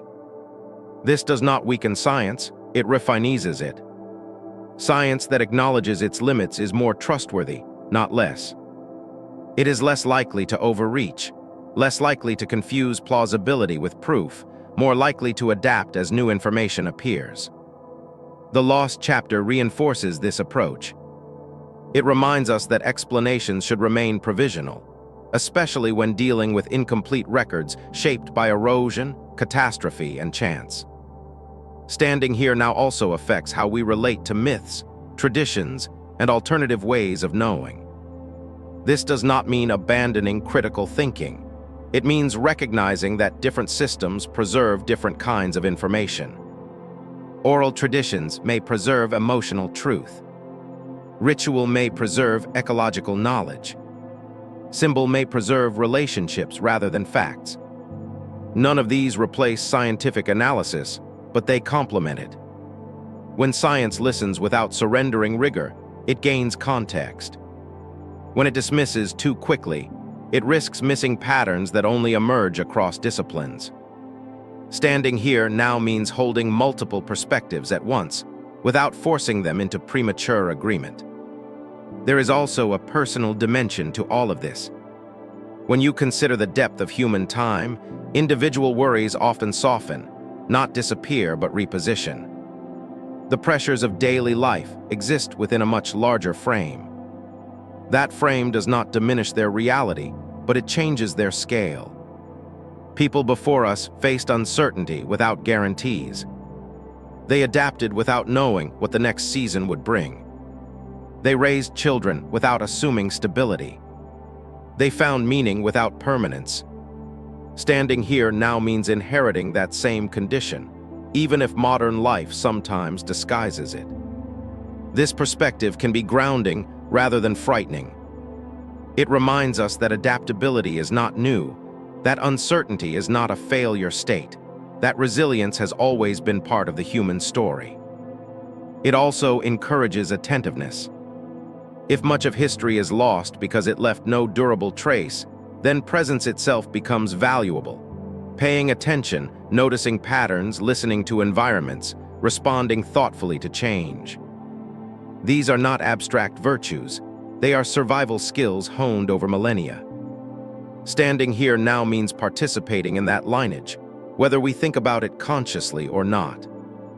The lost chapter does not ask us to mourn what we cannot recover. It asks us to reconsider what we prioritize, what we preserve intentionally, what we assume will take care of itself. It also asks us to be cautious with certainty about the future. Just as past societies could not foresee all the forces that would reshape their world, we cannot fully anticipate ours. That does not mean planning is futile. It means flexibility matters as much as foresight. History, when viewed through this wider lens, becomes less about triumph and more about continuity through change, less about domination and more about adaptation, less about answers and more about attentiveness. Standing here now is not a conclusion. It is a position, a moment of awareness between what has been forgotten and what has not yet happened. A reminder that we are not the first to wonder how much came before, and we will not be the last to leave questions behind. And perhaps that is the quiet continuity running through the entire story. Not a single civilization, not a single technology, not a single chapter that survives intact, but a repeating human impulse to look around, notice patterns, ask questions, and try to understand where we are. That impulse appears in footprints pressed into ancient mud, in tools shaped by careful hands, in stones aligned with the sky, in stories passed from voice to voice, in maps copied long after their sources were forgotten, in pauses where science admits uncertainty, and in the present moment wherever you are listening now. To be standing here now is to be part of that ongoing attempt. Not at the end of the story, not at the beginning, just here for a while. Carrying what we can, noticing what we can, and adding one more thin layer to a history that was never meant to be complete.